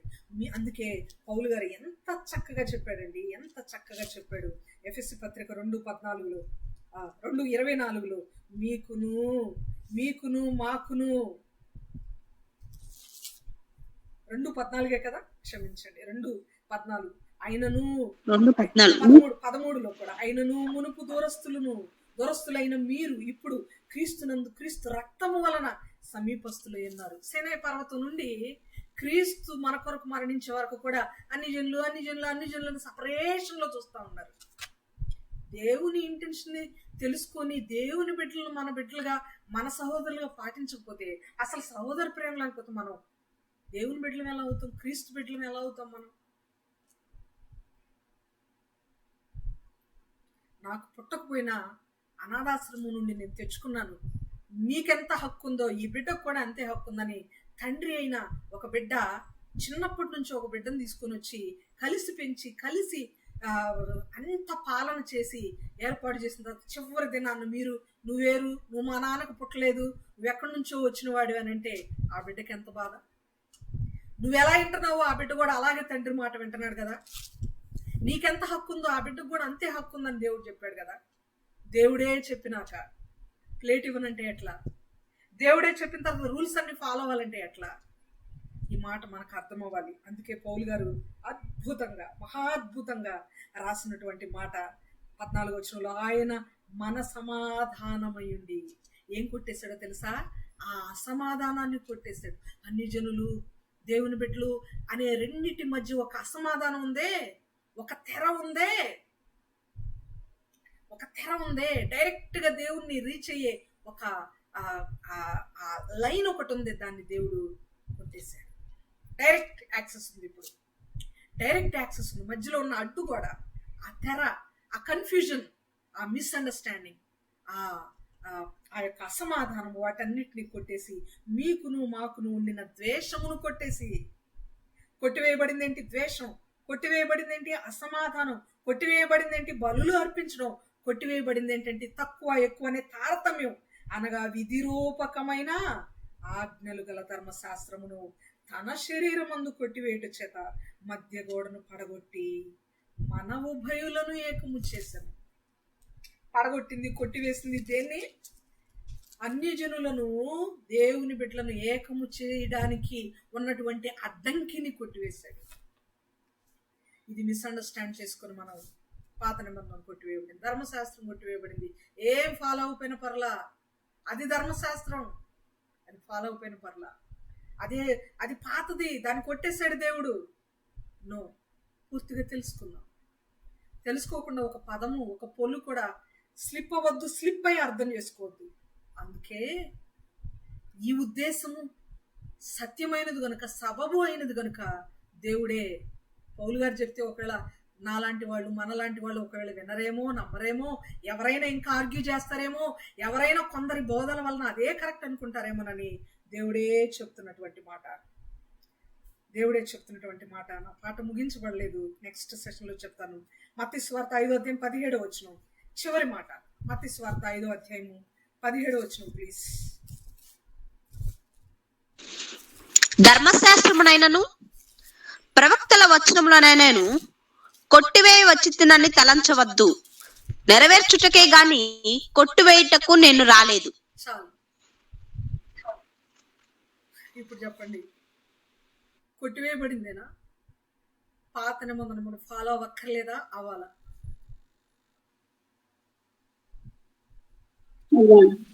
ఖచ్చితంగా. అరుణ సిస్టర్ ఒక్కళ్ళకే మెసేజ్ అర్థమైందా? ఫాలో అవ్వాలి, ఖచ్చితంగా ఫాలో. ధర్మశాస్త్రంలో పాత నిబంధనలో అన్ని పలికినవాడు, ప్రత్యక్షంగా మాట్లాడినవాడు, ప్రత్యక్షమైన వాడు, వాక్కు ద్వారా మాట్లాడినవాడు తండ్రి అయిన దేవుడుగా ఉంటే, అయ్యా నీ చిత్తం నెరవేర్చడానికే నన్ను పంపించావని హెబ్రీ పత్రికలో 10వ అధ్యాయంలో దేవుడు మాట్లాడుతూ ఉంటే, నీ చిత్తం నెరవేర్చడానికే కదా నేను వచ్చాను, నన్ను పంపించడం ద్వారా, నేను బలి అవుట ద్వారా ఇదంతా నెరవేరింది అని చెప్తున్నటువంటి దేవుడు నా తండ్రి చెప్పిన మాట కరెక్ట్ కాదని కొట్టేస్తాడా? నా తండ్రి చెప్పిన మాటలు మీరు వినకపోయినా పర్వాలేదు అని చెప్తాడా? నా తండ్రి చాలా స్ట్రిక్ట్ గా ఉన్నాడు. అవన్నీ మీరు ఫాలో అవ్వలేకపోతున్నారు కాబట్టి, ధర్మశాస్త్ర విధులన్నీ గైకొనని వాడు శాపగ్రస్తుడు కాబట్టి, ఆ విధులన్నీ మీరు గైకొనలేకపోతున్నారు కాబట్టి, మీరు భరించలేకపోతున్నారు కాబట్టి, మీరు దానిని నెరవేర్చలేకపోతున్నారు కాబట్టి, మీ పాపములు వాటి వలన, నా తండ్రి ఏర్పాటు చేసిన రూల్స్ వలన పాప ప్రక్షాళన జరగట్లేదు కాబట్టి, ఆయనే ఒక చాయిస్ క్వశ్చన్ పేపర్గా నన్ను పంపిస్తున్నాడు. నేనే ఆ సులువైన తీరు, నేనే ఒక్క మాటలో చెప్పాలంటే ఆ మార్గం. I am the way. నేను వచ్చాను నా యందు విశ్వాసం ఉంచితే, ఇవన్నీ ఫాలో అవ్వకపోయినా పరలోక రాజ్యం మీదే. నా యందు విశ్వాసం ఉంచువాడు చనిపోయినను తిరిగి లేచును, బ్రతికి నా యందు విశ్వాసం ఉంచువాడు చనిపోయినను ఎన్నటికి నీ చనిపోడు. బ్రతికి నా యందు విశ్వాసం ఉంచువాడు ఎన్నటికి నీ మరణించడు. నా యందు విశ్వాసం ఉంచువాడు చనిపోయినను తిరిగి లేస్తాడు, బ్రతుకుతాడు. అది విశ్వాసం అంటే. మన విశ్వాసము మన క్రియలకు మించినది. మన విశ్వాసానికి మన క్రియలు కొలబద్ద కాదు. ప్రతి వీక్ సంఘంలో కానుకలు ఇస్తే మన విశ్వాసం ఎక్కువ ఉన్నట్టు కాదు. ప్రతి ఆజ్ఞను మనము పాటించి, ప్రతి మాట దేవునికి లోబడి, ఆయన ఇష్టం ప్రతిదినము ఆయన ఇష్టాన్ని నెరవేరిస్తే దేవుని దృష్టిలో విశ్వాసం. ప్రతి నెల ఆయనకు అర్పణలు, స్వేచ్ఛార్పణలు, ప్రతిష్టార్పణలు, విలువైన బహుమతులు, కానుకలు అర్పిస్తే మన విశ్వాసంలో గొప్పవారం అని కాదు. మనం ఏమీ ఇవ్వలేకపోయినా నెలంతా దేవుడు మనల్ని కాపాడినందుకు పానార్పణముగా ఆయన సన్నిధిలో మనసు విప్పి, హృదయపూర్వకంగా మన హృదయాన్ని కుమ్మరించి ఆయనతో సాన్నిహిత్యంగా గడిపితే, ఆయనతో దగ్గర సంబంధం కలిగి ఆయన కొరకు మనం బ్రతికితే మన విశ్వాసం గొప్ప విశ్వాసం. దేవుడు మనల్ని కోరుకుంటున్నదే. బలియు అర్పణయు ఆయన కోరడండి. ఎన్ని బలులు అర్పించినా, పాత నిబంధనలు ఎన్ని అర్పించారో లెక్కలు చూస్తే, సొలొమోను గారు కానీ, రాజులు కానీ అర్పించిన లెక్కలన్నీ చూస్తే, ఓ మై గాడ్, ఎన్ని ప్రాణాలు తెంపబడ్డాయో తెలుసా? ఎన్ని జీవుల ప్రాణాలు, మూగ జీవులు వధింపబడ్డాయో తెలుసా? అన్ని తీర్చలేని, అన్ని కాంపెన్సేట్ చేయలేని మన పాపములు మన క్రియలతో మనం కాంపెన్సేట్ చేయగలమా? క్రియలు చేసినందువలన మనము దానికి రుణం చెల్లించగలమా? నో. అందువలన మన క్రియలు కాదు, మనల్ని విశ్వాసులుగా బ్రతికించేది మన విశ్వాసమే. మన విశ్వాసం అంటే, మన విశ్వాసులమే ఎలా అయ్యామంటే ఆయన కృపచేతనే మనం రక్షింపడి ఉన్నాము. ఎవరి క్రియల వలన మనం రక్షణ పొందుకోలేము. కొన్ని కోట్లు ఇచ్చినా ఎక్కడికి వెళ్ళలేము. అర్థం చేసుకుందాం బైబిల్ని. విధులన్నీ గైకొనాలి, లెక్క అది. అంత పాత నిబంధన, క్రొత్త నిబంధన అన్ని మనం గైకొనలేము కాబట్టి దేవుణ్ణి విశ్వసించడం అంటే మన ఇంటెన్షన్స్, మన హృదయం completely belongs to spirituality, not belongs to physical deeds. ఇదొక్కటి మనకు అర్థమైతే చాలు అని నేను భావిస్తున్నాను ప్రియులారా. భావిస్తున్నాను. చివరిగా ఒక మాట, ఒక బైబిల్లోని ఒక మాటను మనం అనేక విధాలుగా అర్థం చేసుకోవచ్చు. నువ్వు 10th క్లాస్ పాస్ అయ్యావా అని ఎవరైనా నన్ను అడిగారు అనుకోండి, పాస్ అయినమ్మా అంటాం. నువ్వు 10th క్లాస్ పాస్ అయ్యావా అన్నారనుకోండి, ఎలా ఉంది అది? అర్థం వేరే. నువ్వు 10th క్లాస్ పాస్ అయ్యావా అంటే ఓకే, ఒక అర్థం. నువ్వు 10th క్లాస్ పాస్ అయ్యావా అంటే అంటే నీకు అసలు జ్ఞానమే లేదు, నీకు తా అంటే తూరాదు, 10th ఎలా పాస్ అయ్యావు నువ్వు అని అర్థం. నువ్వు 10th పాస్ అయ్యావా అంటే అక్కడ 10th క్లాస్ చాలా గ్రేట్, నీ లెవెల్కి మించింది, నువ్వు 9th చదివేమో అనుకుంటున్నాను నేను, నువ్వు 10th కూడా పాస్ అయ్యావా అని అర్థం. ఒక వచనాన్ని మనం చదివేటప్పుడు విధులన్నీ గైకొనాలంటే జస్ట్ 10 కమాండ్మెంట్స్ అని అనుకోకూడదు. మనం విధులన్నీ అంటే ద్వితీయోపదేశకాండం చదవండి, 27-28 అధ్యాయాలు మనకు అర్థమవుతుంది. ప్రతిదీ పాటించాలి. ఒకసారి మనం చెప్పుకున్నాం, నుదిటి మీద వెంట్రుకలను గుండ్రముగా కత్తిరించుకొనకూడదు, పురుషుడు స్త్రీ వేషము వేసుకొనకూడదు, స్త్రీ పురుషుని వేషము వేసుకొనకూడదు. విధి కట్టడా పాటించాలి. నేను అన్ని పాటిస్తున్నాను సిస్టర్, కానీ జీన్స్ టీషర్ట్ వేసుకుంటాను అంతే అని అంటే నువ్వు పాటించట్లేదని అర్థం. సిస్టర్, నేను చాలా అసలు చర్చిలో ఉన్న యూత్లో నేను చాలా ది బెస్ట్ తెలుసా, కాకపోతే జస్ట్ కొంచెం స్టైల్ కదా, ట్రెండ్ కదా, ఇప్పుడు కొంచెం గడ్డం పెంచుకుంటాను, చిన్న పిలక వెనకేసుకుంటాను అని అంటే, పురుషునిగా బ్రతకవలసిన నీవు పురుషునిగా నిన్ను నువ్వు ప్రొజెక్ట్ చేసుకోవాలైతే స్త్రీగా ప్రొజెక్ట్ అవుతున్నావు. స్త్రీలు చేసుకోవాల్సిన దాన్ని నువ్వు చేసుకుంటున్నావు కాబట్టి నువ్వు మీరుతున్నట్టే ధర్మశాస్త్రాన్ని, కట్టల్ని. లైక్ దట్ ప్రతిదీ మనం ఫాలో అవ్వాలంటే ఆల్మోస్ట్ మనం ఎవ్వరం చేయలేం. కాబట్టి దేవుడు ఇచ్చిన గొప్ప ఆప్షన్ ఏంటంటే విశ్వాసులుగా బ్రతకండి, ఆత్మీయంగా బ్రతకండి, ఆత్మతో బ్రతకండి, ఆత్మతో ఆరాధించండి. Not technically, not physically, with your spirit. I want your heart, not your deeds, not your sacrifices, offerings అని దేవుడు మనకు తెలియజేస్తున్నాడు. దేవుడి కొద్ది మాటలు మన కొరకు దీవించి ఆశీర్వదించును గాక. ఆమె చేరొచ్చిన మీ అందరికీ